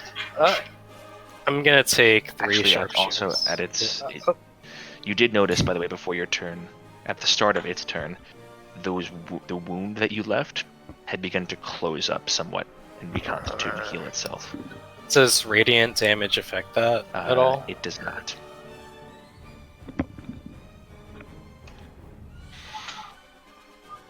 It's a Oh, 26. no, you're right. No, it does. It does actually. I was reading the wrong thing. That wound doesn't heal up. yeah, Oh. instrument of Kellenborg's justice. Go get him. Yes, Kalimvor is king. Don't let Eldith hear I that. thought Palor was Bay. 26 hits. It rhymes, so it must be true. So 32 damage. Oh, damn. Blah, blah. Another bolt kind of. Second roll. Do it. It's 23 to hit. 23 hits. 31 damage. Okay. Alright, let me hold on. See some things really quick.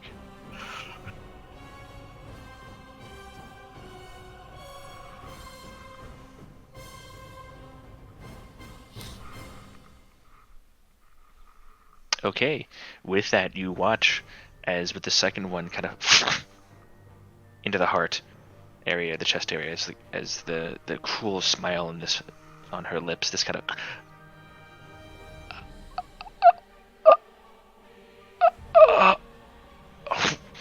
as she kind of lets go to you, her hands kind of fall away, and as they do, her skin quickly dissolves into ash. And ever so quickly, the rest of the remains of her skeleton just crumbles to the ground. I very briefly paint the ash onto my face like war paint. And I take.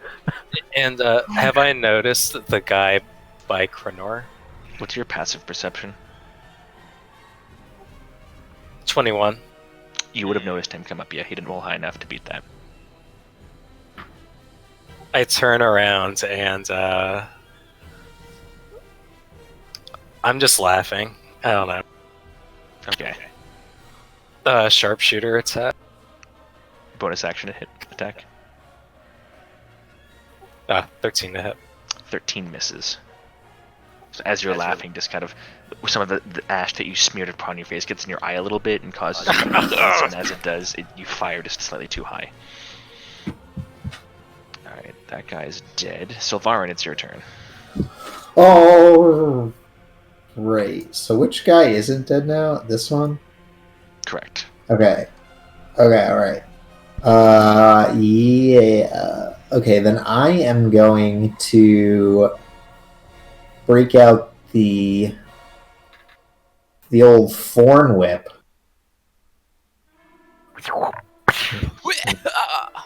And whip that thing. Whip it good. Yeah. So I make a melee spell attack. Okay. Cool. I'm gonna roll for that. You do, yes. That's a 23. 23 hits. So that takes 1d. Oh no, wait. 2d6. Yeah, 2d6.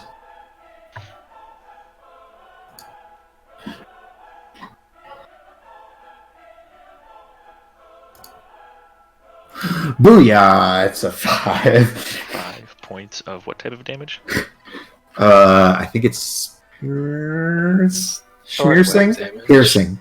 Piercing? Cool, alright. So you kind of watch as this vine weaves its way around Connor, slaps in the creature, ripping some of the skin and clothing remnants across him, and as it rips it across, he barely seems to react. He's a tough, much more thickly built individual. Extra thick. And then I'm gonna move. I'm gonna move like there. Alrighty. I want to turn around, but I can't find my turn thing. Okay. That's my turn.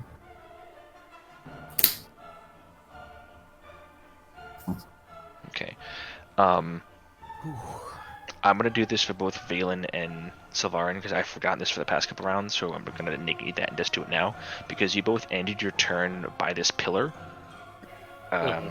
Two more of those weirdly spiderishly fey creatures kind of pull their way out of what seems to be the the pillar itself, and each of them are going to make attacks against you as the true DM Sam begins to make his way in the background. Yeah, Hi, Sam. Hi, Abby. Everyone says hi. He is not wanting this at all. Okay. So the 3 against you, Valen, are going to be a 14, 20, and another 14. The 14's miss. The 20 Okay. hits. Alright, and against you, Sylvarin, are 14, natural 1, and 21. The last one hits. Okay. So both of you suffer... oh boy, that went super out of everything. Jesus.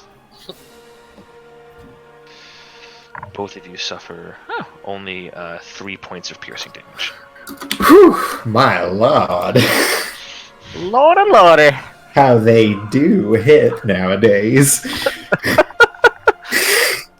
Is our entire party just be coming from the south? Because I could get behind that. No. None of you are from the region where that would be applicable.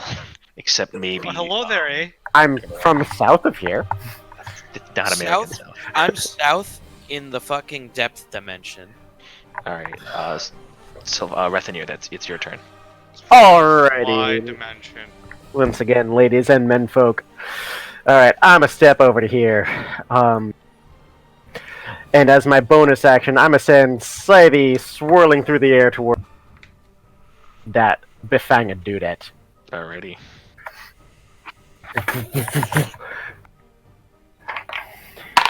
That's gonna be a 19 to hit. 19 hits.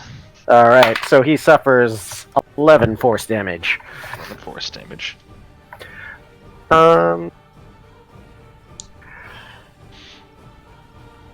And yeah, I'm gonna keep playing it conservative, and I'm gonna launch a chill touch. Go for it. That's a natural 20. Wow, oof, baby. So that there's gonna be 22 points of necrotic damage. Alright, And normally shutting down his resistant. hit point regenerate. Also, he would normally be resistant to it, but because it's chill touch, it ignores that resistance because of your special class abilities. So he takes the full 22 points. And if perchance he's undead, he has disadvantage on his attacks against just me. And if he has hit point regeneration, he fucked. All right. Um, Fenor. Oh, I'm sorry. There's more for you to do. Nope. I'm just gonna stand there and give him the stink eye. Okay. That's it. Alrighty. Fenor, your turn. Is he muted again? Well, surprisingly, everyone's pretty healed here. So I'm gonna move my cane of doom and smack a nice evil person. Go for it. Ooh, that's 23. 23 hits. And I roll them big numbers. 2d8 plus 2.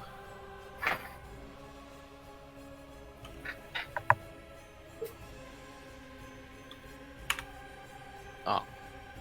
9 damage. 9 points of force damage, alright. And okay, and then as an action,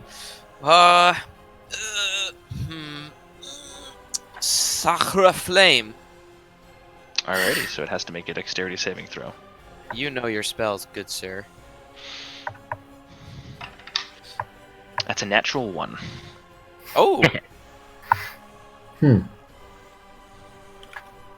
So he takes 8 damage. 8 additional radiant damage.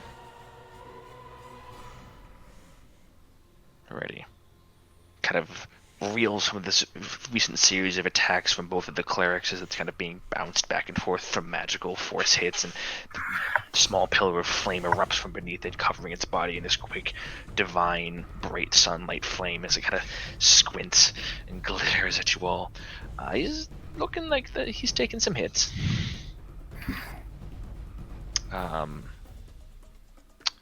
Top of the round, there's nothing more to roll for because the portal is permanent now. Or Ah, portal is shit. on. I keep saying permanent. It's not technically permanent. It's there. There's no more question marks to it. The question marks got turned into periods. Or exclamation points. Indeed. Haruki, it's your turn. Hey. Well, I guess I'll swing around and take 2 attacks at this boy. You'd have to move at least. All right, there you go. You moved. Go for it. Make your attacks. Alrighty. Natural 20. Oof. And then a 14. 14 misses. Okay, but the natural 20 hits. Natural 20 definitely hits. Alright. Funny thing about those. They tend to do that. So that's 12... 17 slashing damage. 17 slashing damage. Very nice. Carver to the side of this creature kind of grunts out.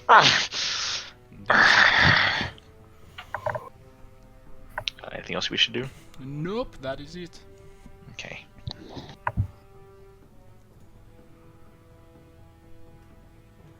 Do, do, do, do, do, do,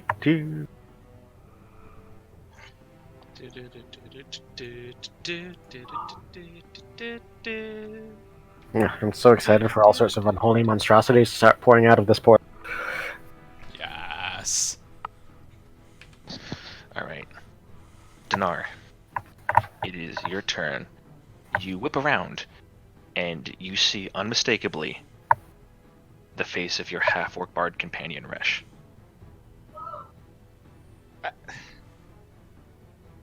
And I didn't notice, and I never noticed Ada, right? You heard a familiar voice, but before you had a chance to really see what was going on, Valen kind of vaporized her. Okay, Whoopsies. well, with everything else going on, I just get really angry, run at Resh and tackle him. Okay. They? Okay, You didn't ask. something, make an athletics check. Athletics! 15. Using your first attack to do this, he's going to roll athletics or acrobatics to see. That's an 11. No, you grapple him. If you want to, you can use your second attack to try to push him to the ground. Yeah. Okay, so roll another athletics check. Athletics. 18. Oh Nice. shit. Yeah, that's a 12 on him. So he is currently pinned to the ground with you on top of him. Nice. I have a cold look of anger in my eyes. Okay. Not at him, just at the situation. Okay. As you tackle him, he kind of, for a moment, looks at you, and there's this, like, incredibly wide, bright, toothy grin on his face. I knew you'd come back for us. That's all he says. I just stare at him and a tear starts falling.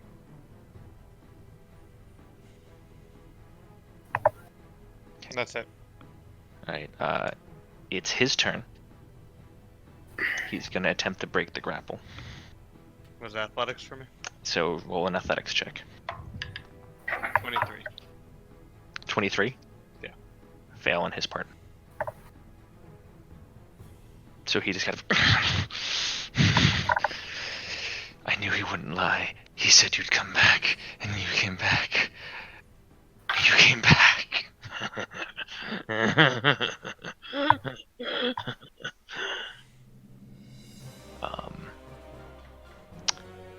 So, for the immediate... Well, actually, for the immediate purposes, you're out of combat. I'm going to keep the initiative roll going for now. Valen and Sylvarin, you have gathered that by where you're standing is probably not a great place to stand. As these creatures begin to, like, reach out from the pillars. Can I Valen, sit on the remains of the skeleton? Okay. Valen, you also notice the other two pillars in this area seem to be coated with these similar creatures that seem unwilling. Not all of them seem to be moving, but they seem to kind of, like, these pillars almost seem to be, like, infested with these Gesundheit, tiny, disgusting, corrupted Fey-like creatures. Gross.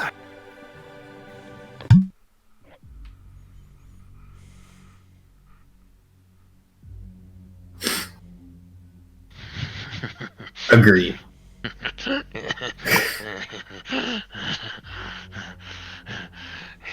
In the dark, he brought us.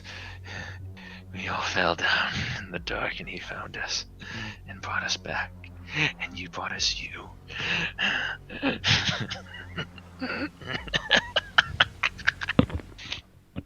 And as he laughs, you can see there are tears of blood pulling their ways out of his eyes as he just kind of starts cackling in your grasp. Oh, sorry, we're still doing initiative order. Never mind. We're out of combat.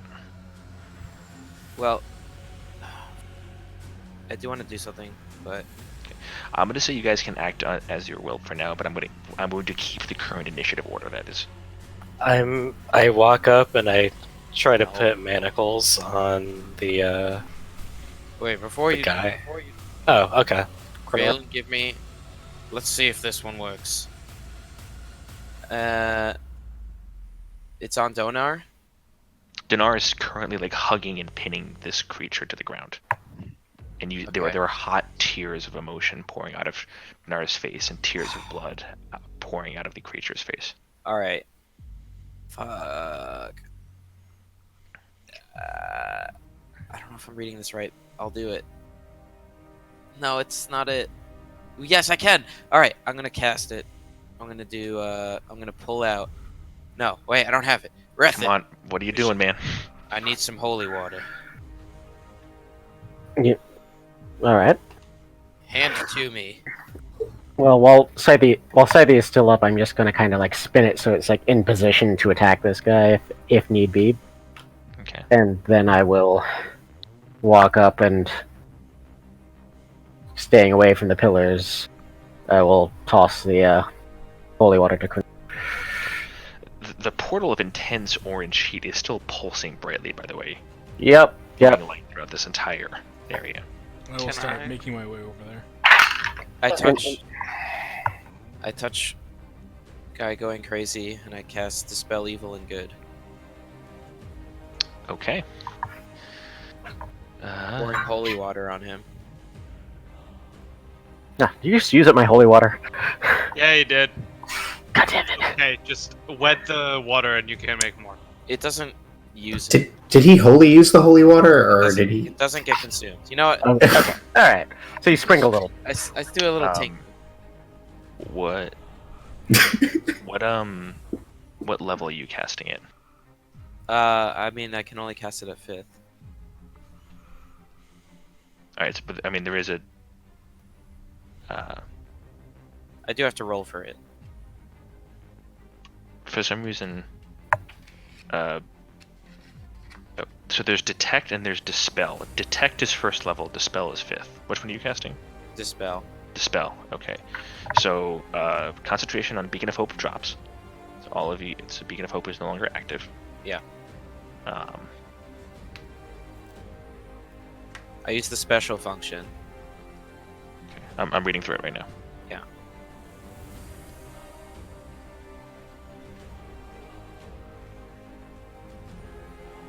Are you using break enchantment or a dismissal? Break enchantment.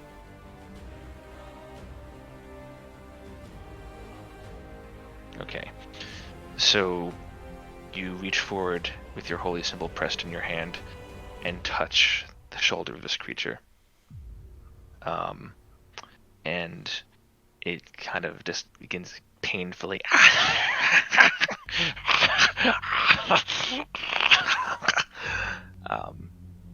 The spell took effect. This entity is not possessed by any celestial, elemental, fey, fiend, or undead. Okay. Can I use one of my divine senses to see basically if he is undead? Yeah, go for it. The spell ends early then. Okay. He walked in.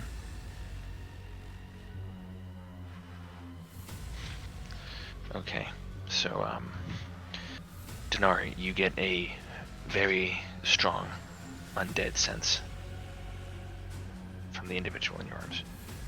Ah, god damn it.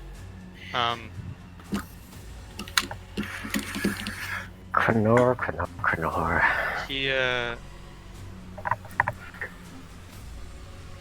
He's the one that took you into that darkness.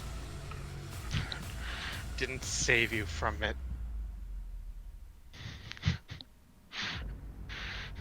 He showed us so much of what could be,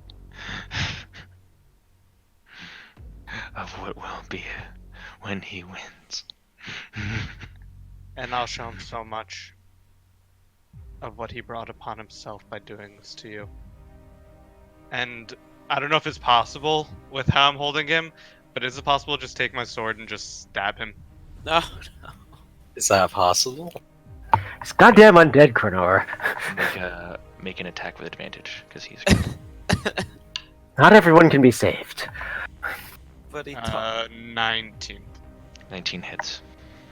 And I'm gonna pump a 2nd level divine smite. Okay. So It isn't dead, so you roll the additional. yeah, D8. so what is that? That is, if I said 2nd level, that's 2, 3, 4 d8 additional, so 5. Do you need me to differentiate between the slashing and the holy? For this creature, Or- no. 6, 11, 17, 20, 28 plus 5, 33 points of damage. Okay.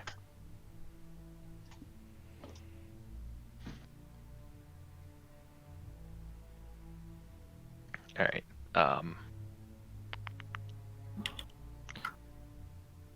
And does it make the damage radiant, or does it just increase the damage? It does. Give me a second. Divine smite. I think it's extra radiant damage. Yeah. So there it is. Yeah. To deal radiant damage. So Everything, the first roll was a 6, so of the 33, 11 was just regular slashing or piercing, whatever you want to call it. Mhm. The other 22 was radiant. Okay. So as you slowly push the sword into him, he screams out in pain. The smile never leaving his face, the tears never ceasing to pour out of his eyes. And you push the sword, pinning it into the ground beneath him as he just kind of convulses and yells and screams as the burst of green energy from your sword, as you will it through, just tears its way through his body. There's a giant burning hole now in his torso as the head still turns towards you. There's still enough life force left in this body. Haruki, end it. If that didn't end it, I'm going to have Saidi like swoop up through the floor through, if I may. Make an attack. Oh, I have my cane. 16. With advantage? Question Yeah, mark? with advantage. Still 16. 16 hits. Alright. For 6 more force damage. Now you're staring at Resh with this pained grimace on his face as he looks at you. I missed you so much. The spectral scythe comes on, cleaving the head from the shoulders. And the rest of the body, including the head, begins to fade into ash. I'm pulling Donar away the body, as a little guy like me can. Yeah, don't move. Donar. We don't have the time for this yet. We gotta go. We gotta go through the portal, one step at a time. Through the portal? What do you mean? Well, it's that or try closing it. I can do that, but Donar, get away from that right now. We gotta think about this. All right? What are we doing? What do you know? What is this? Unholiness. I kind of nod towards the portal. Well, that right there is a gateway to the abyss. I believe. Abyss. Nope, that's not what Palor told you. The elements, right? Yes. Is that, well, what does that mean? Big portal of orange and the elements. Oh. Definitely the elemental plane of water.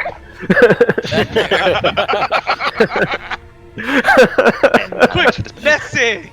And Run the away! Only reason I'm jumping in to specify that is because of the rules of how certain planes of existence work in this world. That there is a plane to the fire realm. Fire plane. The Fire fire Nation? plane. That. Oh god, the roleplay, it's so bad. I'm so sorry. That's a portal to the fire plane there.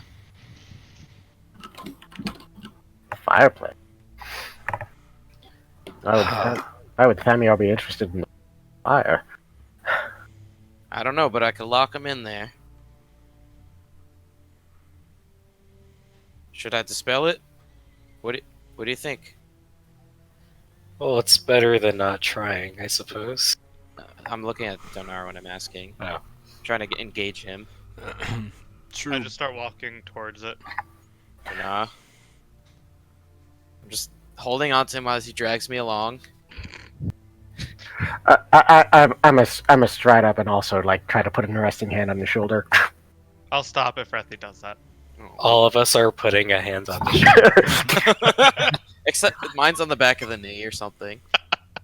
It's the shoulder of the leg. So I'm like holding you there. Donar, what are you? Speak out loud now. I'm going to kill him. Donar, that's it's an ill-advised plan there. You can't survive a second in there. He'll have his day, but it's not today.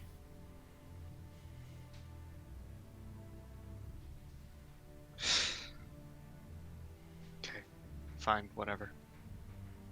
I'm gonna try to close it now. Is that alright with you? Just do what you're gonna do. Alright. Would you like guidance, or are you going to guide yourself? I will guide myself. As I look for guidance in my D4s. You're gonna have to get pretty close. You're gonna have to find a way to cross the chasm before you can attempt to dispel this portal. How wide is the chasm? Chasm is about 15 to 20 feet, depending on where you try to get across. You guys haven't really explored the northernmost section of the cave yet. Is About this like 15 a to way, 20 feet. potential way across? Potentially. Haha! Hold on, 15 to 20 feet? Mm-hmm. Don't do it. Wait, I have my boots on. And it's like level, right? So these areas here and here, where these kind of like you see the dark breaks in the map, those are elevated sections. They're about 5 to 6 feet up, so it wouldn't be a hard climb. You just have to take some time to scramble yourself up. I have my boots of striding and springing. So it would be easy for you to do. Wouldn't lose any movement doing it. I could jump 3 times the normal distance.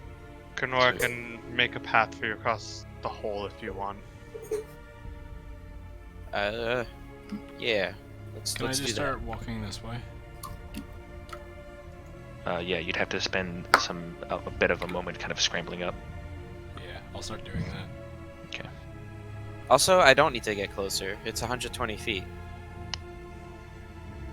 I can Okay. cast the spell. So I'm gonna go up her. Just kind of squinting into that portal. See, I like to perceive before I close it. What do I see? Make a perception check. Okay. That would be a 15. 15. All right. So it's hard for you to peer across the veil into the plane itself. What you do see are roiling flames burning and churning their way across each other. You can barely maybe make out in the extreme distance what seems to be some semblance of a building, maybe perhaps a civilization of some sort. What you do also notice is that this portal is fucking big. And Gonna cast the big spell. okay. Alright. I do So, it. wait. Oh. Before you do, yes, I would also like to walk up for support. I can also cast Dispel Magic. Perhaps the powers combined, we might stand a better chance. So Rethnor, is that where you're currently standing? Uh-huh. Kunor, is that's where you're currently standing? Yeah. Is that a big bone? Is that a bone pit of death? I was right! Both of you make strength saving throws. Oh boy. Ah, shit. Good thing I'm old and strong, right? 20. 18. Not natural. So both of you, as you're kind of standing there contemplating this, you feel the remnants of the bone pit that this giant, really resistant creature kind of amalgamated itself out of. Parts of them begin to snap and grab and grasp at your shins and cloak in your armor, and both Not there. both of you guys are able to kind of push yourselves off to the side at the very last moment. Yep. Hmm. Alright. Right into the scooters, John. What were you saying there, Rethy? I cast a disgusted look at the bone pit. At what level? As you guys push away, you can see some of the hands of these bony hands begin to pull their way back in, but they're not they don't make anatomical sense. It's they're just random bones and pieces of shards of bones that have been sectioned and crunched together to make these hand-like objects. I was saying that perhaps powers of Kellenbor and Palo combined, we might stand a better chance of closing this. Well, might as well try it. Also, Kunor, and I hate to say this because of the where you stand, is that where you're currently standing? Oh no. Ugh. What? Is that what you? Did you just push yourself off to the left to that pillar there? Oh, that's a pillar. That's right. Sorry, I thought it was a puddle. Okay. It, Puddles are great too. they were all pillars. You knew it would have been a pillar. Okay. I would have gotten off Mr. Bones' wild ride, I guess. Okay, and just gone like forward a little bit. Yeah. Cool. All right.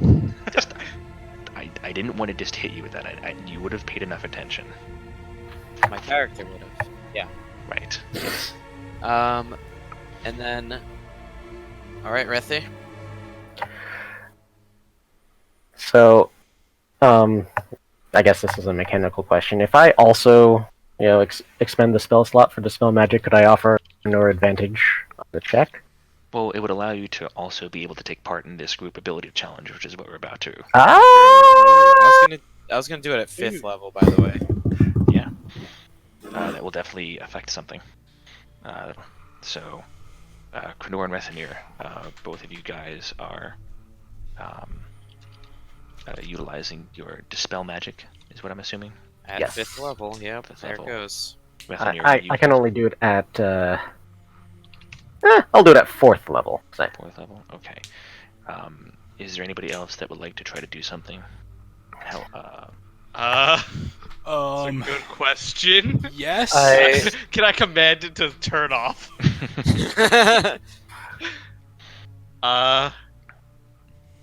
you guys are allowed to be creative too. Don't just think it has to be like.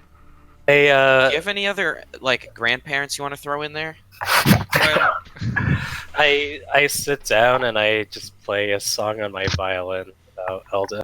I'm just gonna wander all the way over here. Okay.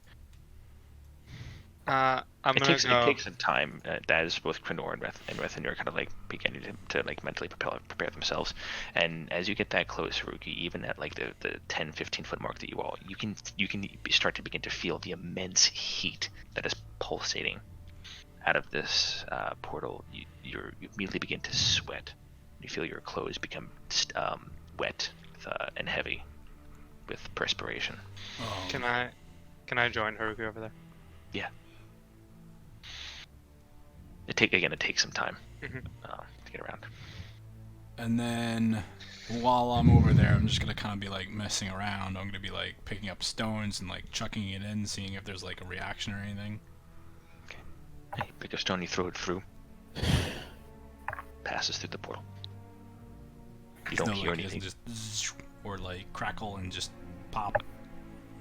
It kind of just like goes, and there's almost there's like this whirling screen of flame, and it just kind of passes through that, and the flames seem unaffected. Does the rock seem to get like charred or anything like that? I mean, it goes through. You don't see where it lands. Okay.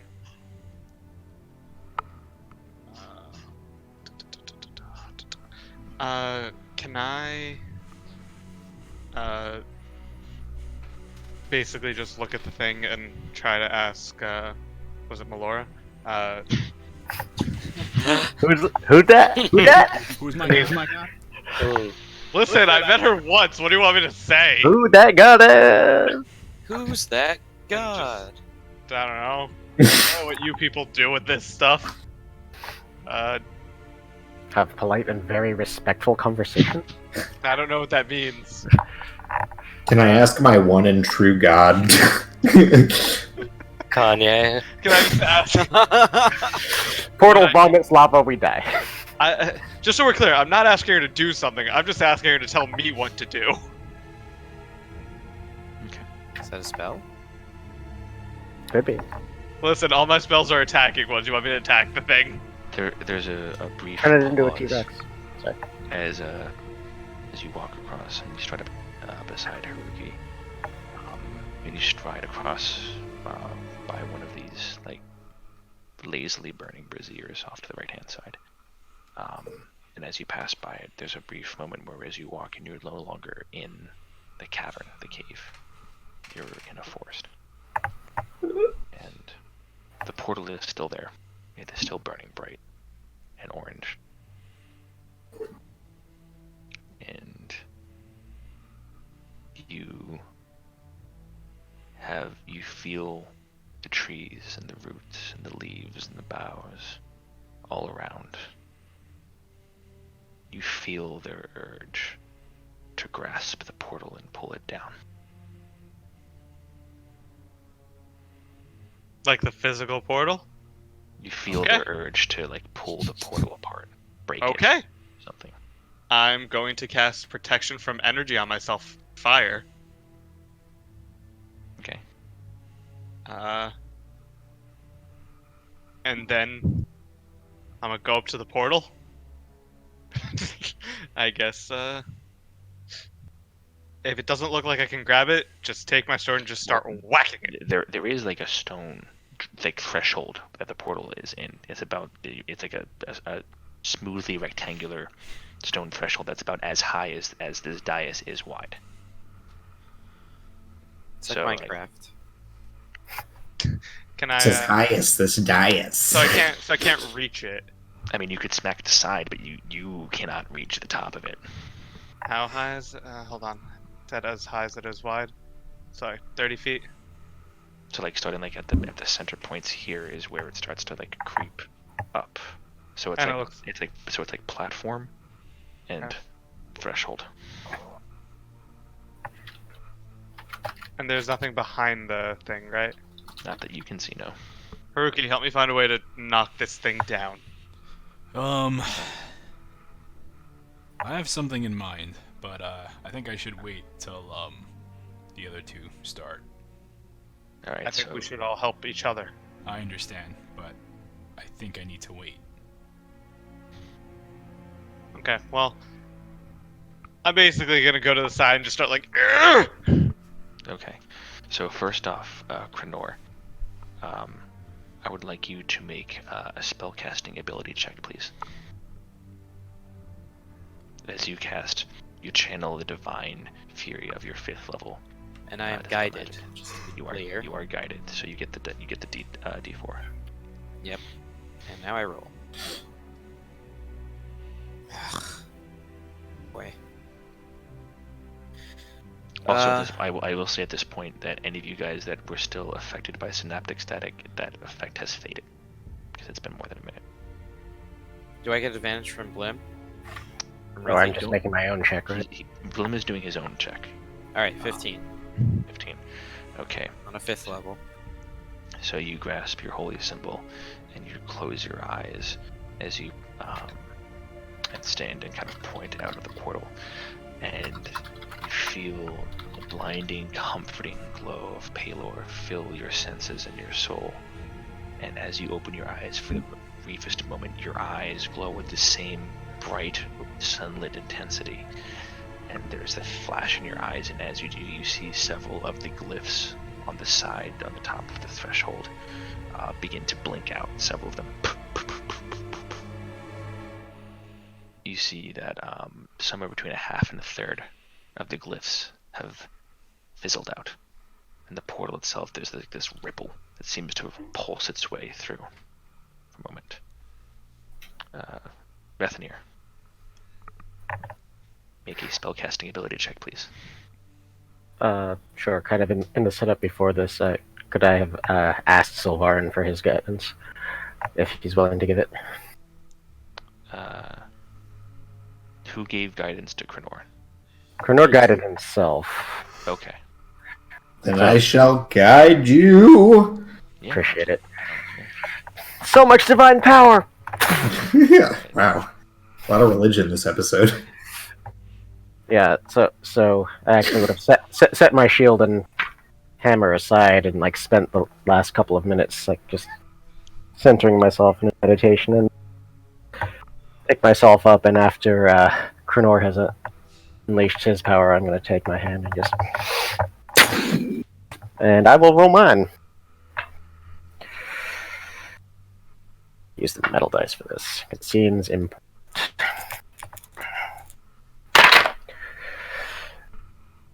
Spellcasting ability check. 17. 17.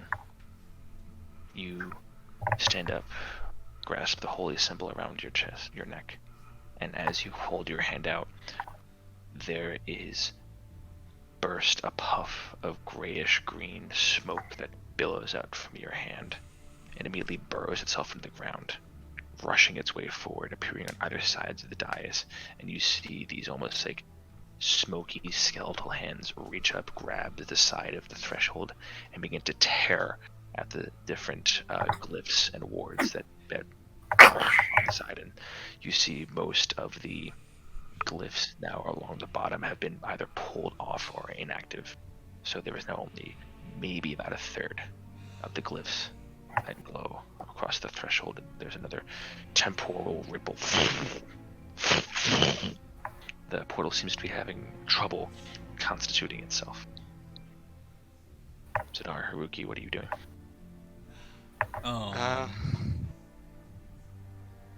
After I see that, I will compose myself, take like a almost chi-like stance, like meditative. Inhale, exhale, think back to the babbling brook that I woke up at. Grab my broken sword. Use my action surge to take 4 swipes, the last one being a straight kendo style / straight down, and then sheath it. What are you attempting to attack? Not necessarily attempting to attack, just trying to slash out in front of me. Okay.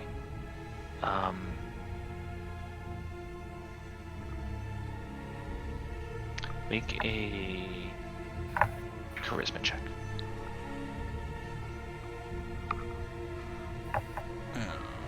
Imagine that guy in Super Smash.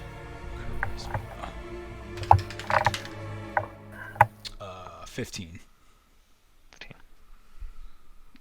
You swing your sword, the handle with purpose, and you go through the motions, and nothing seems to happen.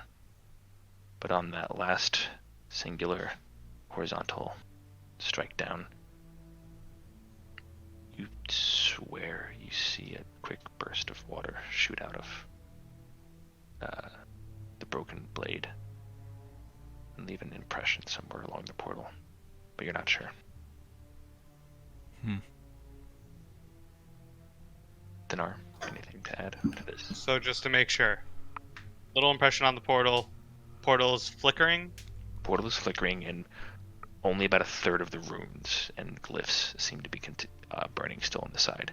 Well, totally should have taken Dispel Magic, but I don't got that. So, the only thing I can really do is, you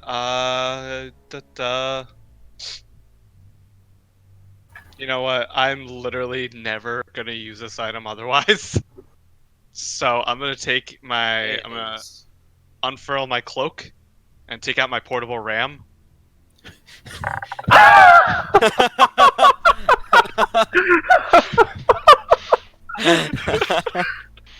is amazing. I love this. I'm literally never gonna use it otherwise. Whoever knocked out a door? You knock on the door, you don't knock it down. So I'm gonna take out my portable ram and just start smashing the ever-loving crap out of the side. Go, Gadget Ram.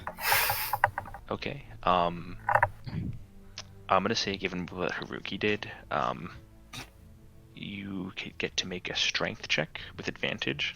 Okay. And you get the additional +4 on your strength check from the portable ram. Okay. Strength check with advantage. Okay. +4? That's plus 9. 27. 27. Oh my god, the You ram. kind of you close your eyes and you think back to the voice. Is that Ida? Those people that walked through. One was Kirkhead. Is that Andraste? Resh's final words to you. And the fury of years building and blistering its way out of your very soul into your shoulders, into your quads and arms and legs, you pick up effortlessly this giant oaken ram that you pulled out of a pocket in a robe. You guys all watch as he, like Acme style, just pulls this thing out. And with a shout ripped from the very essence of the inner parts of Dinar, screaming runs forward, smashes into the side of the threshold, sending gigantic chunks and cracks and splintering pieces of rock exploding off the side, completely dismantling one entire section of the portal. As you kind of breaks, there is this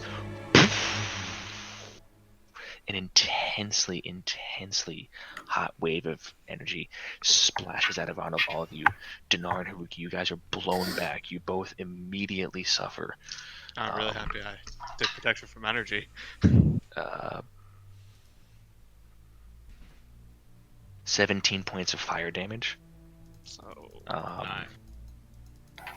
Dinar, you were blown back. You are now like half prone against the side here, over here, this way. Dinar, you were blown back to the very edge. Make a dexterity saving throw. You mean Haruki? That's what I said. What did I say? You said Dinar. I'm sorry, Haruki. You're blown back to the very edge. Haruki, make a dex save. Yeah. 20 non-natural. Nice. All right. You just barely, as you are being blasted back, feet overhead, you do like a backwards somersault from the sheer blast of energy, and as you tumble back over the edge, you just in time see the precipice of the chasm base, and you grab out with your hands and you slam there, and you feel the breath get knocked half out of you, but you did not fall. You are currently hanging by your fingertips over a web-filled chasm, but you are there and alive. Help! Help! Do not- Help! Help! Do not get him. I'm gonna get up as quickly as I can, which I assume is pretty gingerly, and walk over and Gonna walk? I was gonna start scrambling up to try to get across. go as fast as I can and sort of like help him. Okay. Between the two of you, are able to pull him up out of there. It's a harrowing couple seconds, but you're able to pull him back onto solid ground. Oh, thanks, Dinar. That was a hell of a hit. I feel a lot better right now. Dinar. You What guys was look that? over as the portal, the flames begin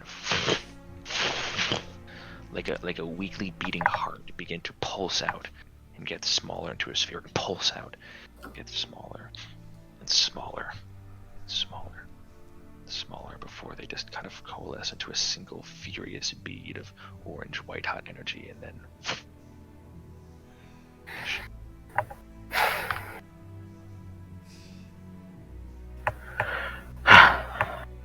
Can't believe. Well. Do not get over here. Both of you. I'll go over here and like help them climb back up. I'm realizing I'm stuck behind spooky skeletons and spooky pillars. if you try to move quick enough, if you dash, you could potentially try to squeeze through over the corpse of one of the fallen cultists over this side. Yeah, I'm just remembering how small I am, or slow I am. But you can leap and stride. Oh, I'm gonna use my Air Jordans and just leap. Okay, just for the hell of it, make an athletics check or acrobatics, your choice. He hits the ceiling. Oh boy. Athletics or acrobatics? That's a 0. Actually, no, athletics. That's a 3.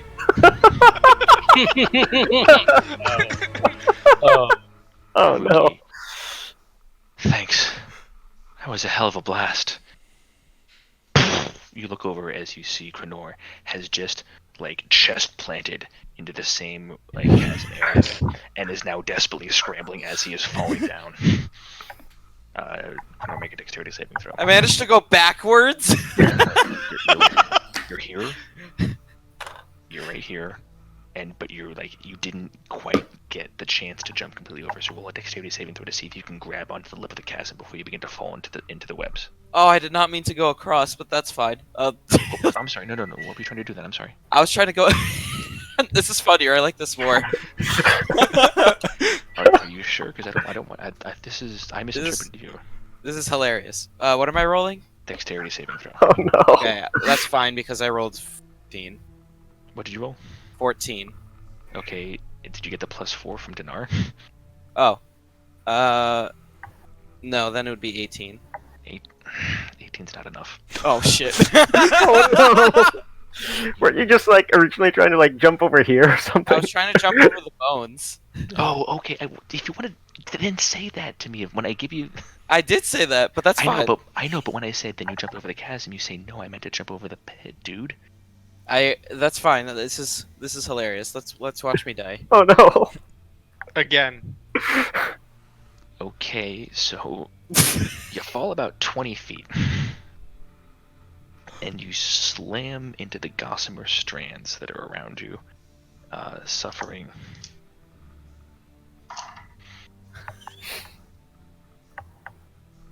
Wow, 8 points of bludgeoning damage. Oh.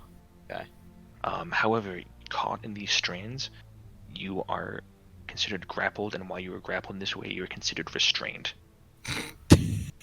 Okay. So you are now 20 feet below into this chasm, stuck in a giant spider's web. Hey Can I... guys. Jonah, can you hold on your moment? I need help. I go over there and I lower a rope down in the event that he's able to release himself. I cast spiritual weapon at first level and start beating things with my cane. Okay. Where did it go? Where did it last go? The webs so that I can fucking. Okay. You start beating it through as you feel something kind of pull beneath you. And you look down, you crane your neck and you look down and you can see a pair of 6 sets of vertical eyes looking up to you, glowing green. A vaguely elven feature, but where there should be a mouth, there's just giant toothy mandibles pincering and pinching out at you. 6 spidery legs poaching out of a bloated arachnid thorax, but 2 humanoid hands clutching with a dagger, reaching out, trying to up towards you.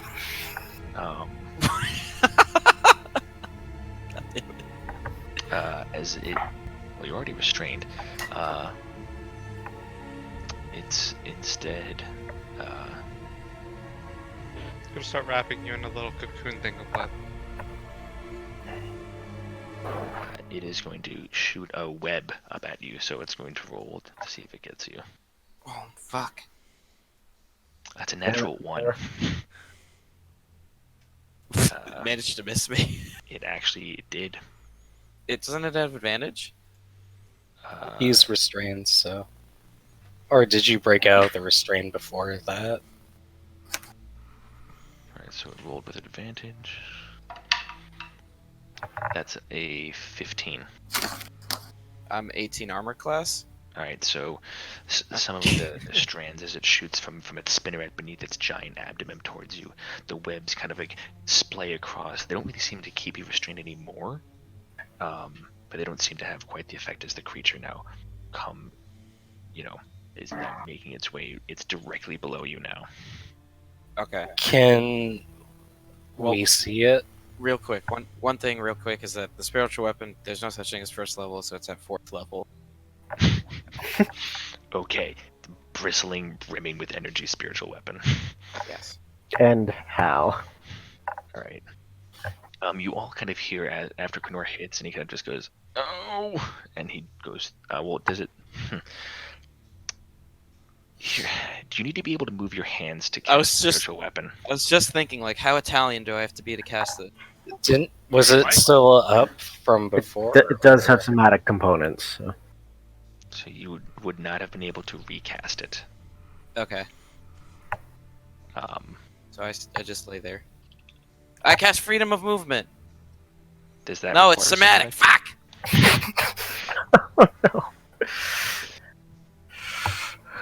I do nothing. You don't try to break out of the web?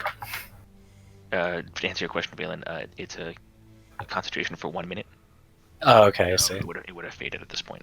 All right. I'm sorry, not concentration, but it lasts for a minute. All right, so you don't do anything else? Oh, if it's my turn, I will try to break out. Yes. Okay. Yeah, go for it. Make an athletics check. That's a 15. 15. You're able to tear your arms Oh. out. You still do suffer 5 points of, let's call it bludgeoning damage, as you rip like some of the like hair follicles and skin off. It's a pretty painful experience, but you're able to move yourself as you look down into this terrifying, like half elf, half spider, just abomination. So I have a bonus action, is what you're saying. You do. So I'd like to cast spiritual weapon. Boop. And the cane's purple. No! Fuck! Is it too late? Yeah. All right. Fine. I cast. Too late to apologize. Fine. All right. I was shit with that freedom of movement. Anyway, and I smack it back. Go for it.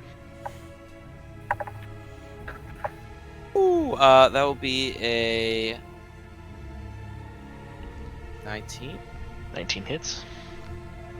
Can we see into the pit at all?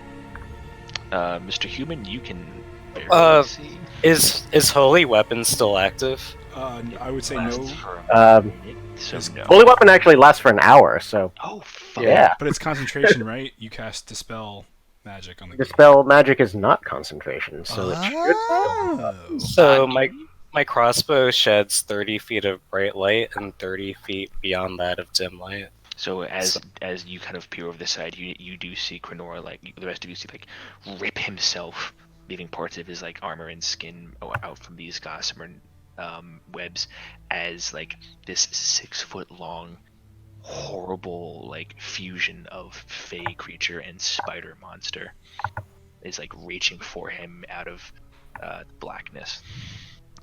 Does there look like there's a place that I'd be able to jump down there and not be in web? No.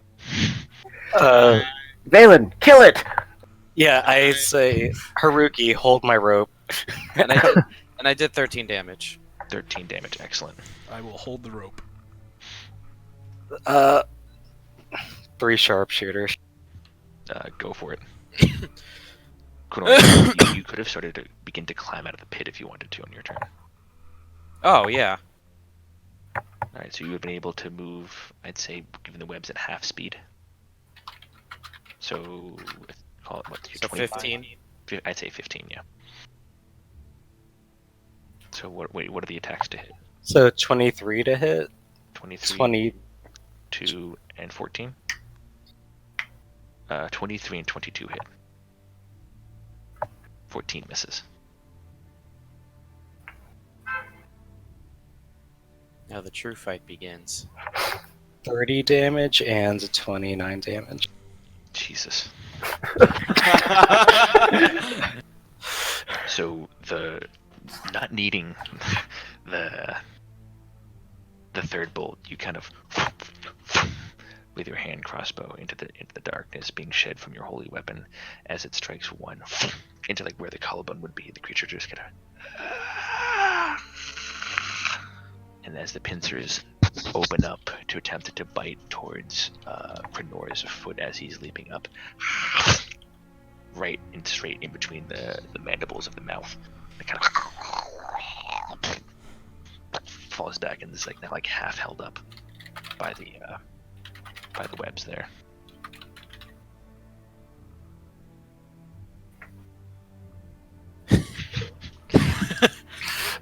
Takes another moment or so, and Kanoria, you're eventually able to like pull yourself back up to the cusp there, as you see Valen and Haruki and Dinar are all just kind of like waiting at the edge. I meant to do that. Come on, Uh-huh. let's get you up. Okay, and then Donar. I'm looking at Donar. Yeah. Does he look? I don't know. Human? Does he emote? I was gonna say human, but he's dragon. Yeah, I'm not human. Does he emote? Or emo? Which one do you do? I'm just Are you there. like blank faced? I mean, you see like the streaks through the grime and the dust on my face from tears, but I'm not crying right now. I'm just yeah.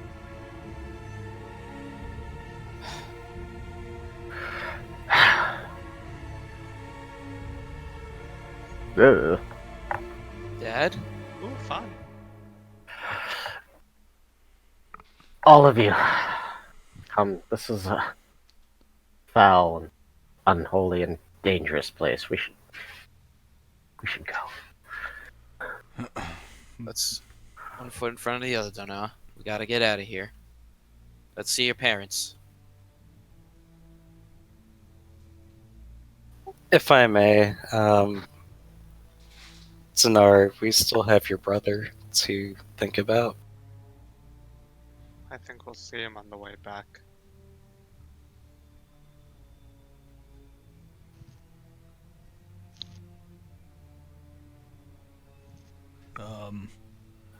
Can anybody report to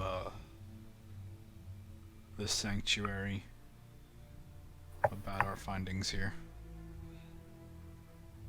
I cannot today. Well, on our travels back to Donar's town, we should make that a priority. And I believe this is only the beginning of our encounters with Thamior. I Indeed. think we need to go to the sanctuary first. I agree. I agree with you there, Donar. Just remember, guys, Gorvalon is still out there. You need to take care of him too. Well, I hate to say it, but though it seems we were successful, it seems that he is capable of doing this.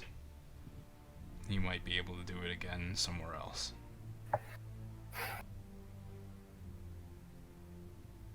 If Well, we'll get to that when we get to that. Let's get out of here first, guys. yes, let's first inform the sanctuary.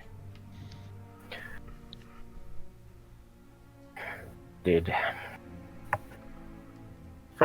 From the vantage I have here, is there anything in this place that isn't just foul and unholy? You have to be a little bit more specific. I'm looking. I'm looking around basically to see if there's anything in here that doesn't disgust me, like if there's any shinies, potentially useful things. But I hate the place, so I'm not expecting anything too closely. I just want to see what I see from. Make an investigation check. 8. You take a moment to kind of, look around, but you don't really find, your mind is too scattered. You're trying to piece together everything that has just happened these past couple minutes. What Dinar is going through, the implications of this portal, what that means, why the fire plane? Why is he interested in the fire plane? And there's, apart from some random bits of the broken portal that you helped that you, Dinar, and Haruki and Krenor helped dismantle, there's nothing really of interest around.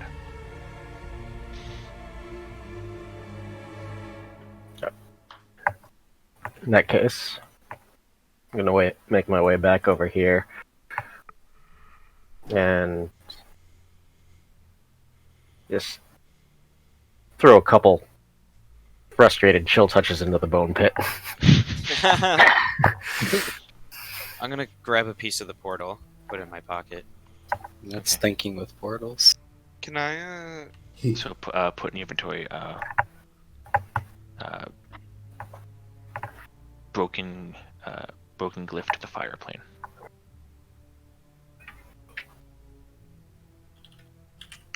I'm actually gonna take one too. But Okay. can I cast detect magic? And just while we're walking out and stuff, just see if anything sort of dings. I'm gonna throw sacred flames while he's doing it at the portal. Okay. Well, you get a deep sense of profane magic coming from the bone pit that all of your friends are throwing various magical attacks into.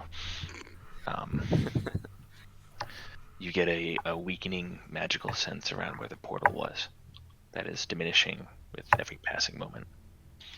But other than that, nothing pings on your aura. Okay. Just want to make sure there wasn't anything buried. You get the sense that this was not an area of stronghold. Mhm.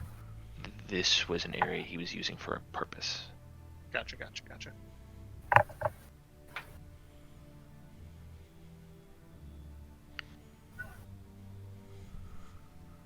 So, And I guess I will leave start. this foul place. Yeah, I start to lead the group back toward the way we came in. Sorry. As we're walking by, the one Cyberman that's left, I'm taking pot shots. I mean, as you're walking, you see amongst the four pillars there, they are covered in alive, dead, sleeping examples of All right. these tiny creatures. Alright, I'm just unloading as we walk. So you take a couple pot shots at these creatures as you walk out. Some miss, some hit dead targets, some you hear like as you walk out. I do a T pose. What? Come at me, bro. Dispensing the Lord's justice. I like it. Make a paladin of you yet. I don't know why that was so funny. You all press your way back up the small spiraling stone staircase. The fountain is still gone as you travel up. The stone slab is still there. Still got that random.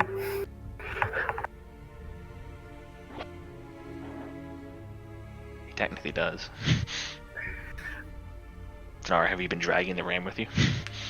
No, I assumed that it was that it just splintered and broke when I broke the pill, so I just left it there. Okay. Dinar does not have. Well, shit. Well, we awkwardly walk back.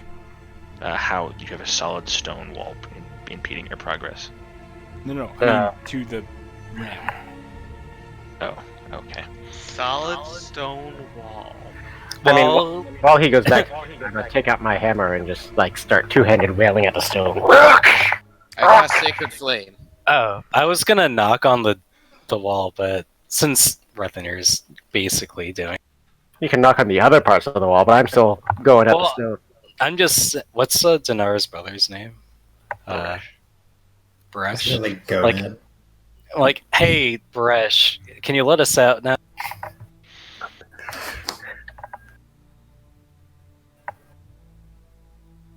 Can I look around and see if there's anything? Make an investigation check as Rethenir is like.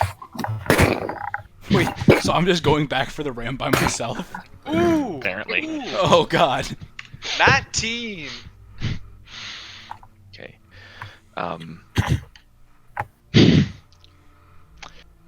You notice in the hole where the staircase goes, hidden where these stairs meet the floor, there is another slightly depressed, noticeable depression, like a button kind of set to the side. I'll push the button. Oh no! Rocks are gonna fall. We're gonna die. You are about maybe 20 feet away from the stone staircase. Oh, yeah. Downstairs by You have to yourself, move. and you hear rumbling behind you. And Oh, you whip what? around. Oh, wait. Hold on. You start to see the staircase recede. I upwards. sprint. 120 feet of movement.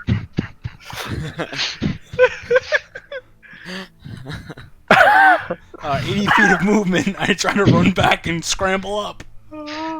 Make an athletics or acrobatics check, your choice. Fuck. Donar. What? There was a button! It's like a door that you push in. Athletics or acrobatics? Oh, not good. Not good. What'd you roll? 13. 13. Okay. You are managed to at a moment leap and grasp onto the last couple stairs before they appear up, but you're unable to move your foot completely out of the way before it begins to Oh no! close. I push the button. You don't know what's going on. Shit. Do I see what's going on? You as soon as you hear him scream in pain in a second, Okay. Please hold.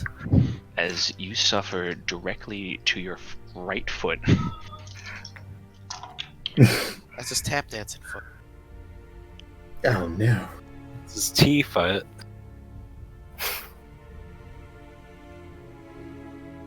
Swear to knife, you fucked up T for the rest of the campaign. 27 points of damage. Oh! I As push you- the button. As your foot is crushed in between two immutable pieces of stone. Push! Goes harder. I just turned around and was like, "What did you do?" I pushed the button! In that moment, I just like backhand him. Not like hard enough to hurt, but just like, "Damn it, Dinar!" I pushed the button again! Okay, you desperately push the button again. It stops. I don't know if to push it a third time. Stop pushing buttons. I pull out a knife and I'm like, I think we have to amputate. I pull out a button. He's still about 20 feet down. I'm stuck. Knorr, fix him. I'm going down. Okay, you Get go him out down of his and you misery. see we go down about 20 feet as you see Karuki with his foot pinned in the stone. It doesn't. Oh, it stops, but it doesn't like go back. He only pushed it once. It hasn't gone back down. It's just stuck there. It hasn't. I'm Don't. scared to push it again. Alright, I actually have something for this. I'm going to take out my oil of slipperiness. What? Oh god.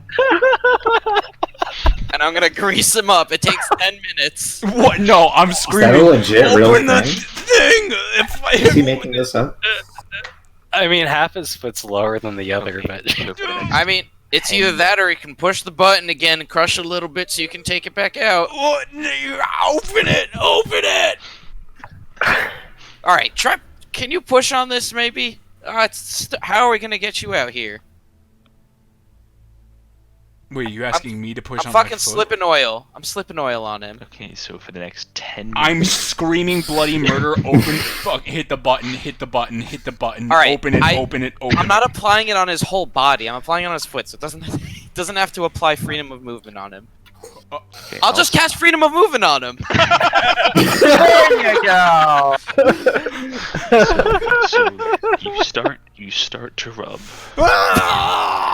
I don't have any slots. I can't cast it. Open it. You guys are Damn it, Knorr. Open it. Fucking rubbing. trolly ass I motherfucker. keep rubbing. I keep rubbing his foot. Also, if you want to take 2 minutes to apply it directly to his foot, it'll only take 2 minutes, but it'll lessen the effectiveness of the potion later on, of the oil later on. I don't give a shit. Okay, so for 2 minutes you hear Haruki screaming, push the button, as Grease that hog. as Krenor is methodically greasing fuck? and working and lubricating and working this oil. I've dealt with around. this before. You have actually around Haruki's pinned joint. Okay, and I immediately use my goddamn staff and I put 3 charges of cure wounds. Do you pull him out first, or Oh yeah. okay? Haruki, he pulls you out. There's this No! and a blinding white sense of pain. Make a Constitution saving throw. But I greased him up. Yeah, which allowed it to pop out effortlessly. But there's still the shock of pulling a body part that had been pinned between rock. 13. You do not pass out from the pain. I cast cure wounds. Cure wounds at 3rd level. Okay, we're good. So that's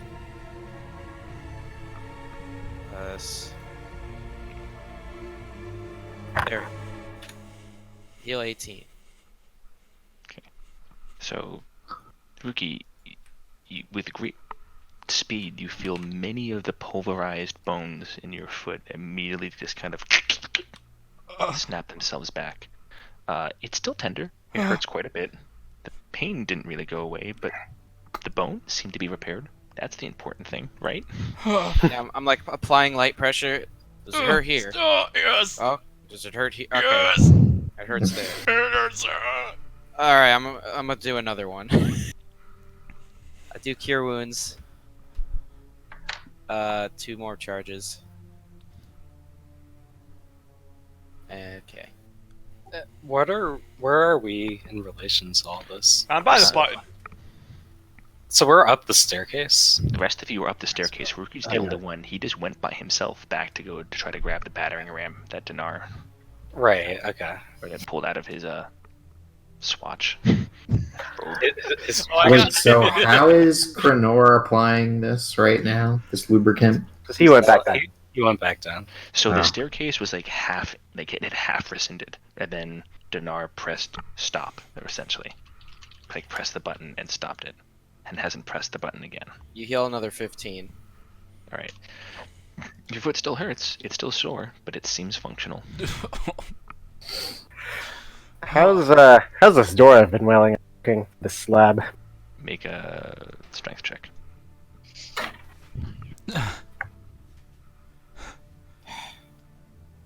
Haruki, are you? 9. You'll be fine. 9. I don't really say anything. I just keep hobbling. I just start hobbling up the You're stairs. slamming into it, and it's not really causing that much. I hate to rush. When But did you grab the ram? when they Did I get to the walk top past- of the stairs? Yeah, at this point, you guys reach the top. Do I see the fucking thing, the button? I mean, there's Dinar there with his like hand frozen over it. I walk over to it and I fucking push it. Okay. You push it, and there's a moment of shuddering. No. They begin to move back upwards again slowly, and you guys are kind of like pushed up and then out to the side as the fountain comes back up and pushes up and creates this like simple kind of flow that it had before. No water, just kind of there. And after it comes, there's another pause. The slab slides back down. I start walking out. I mean, I go with him. You guys, over the next hour or so, make your way out of the temple. Walk a fair distance away. And settle in together to decide. As you make your plans to head back towards the idol sanctum. You discuss. You think about. recent occurrences. Whether it is more prudent to discover the whereabouts of this Corvalon individual, or whether it is more prudent to learn more about Thamior's involvement, why he's so interested in the fire plane, why the portal is there, what he needs these people, these sacrifices for, what he is so interested in Nar with. And those are questions that we will hope to begin to answer when we jump back in quite a while from now.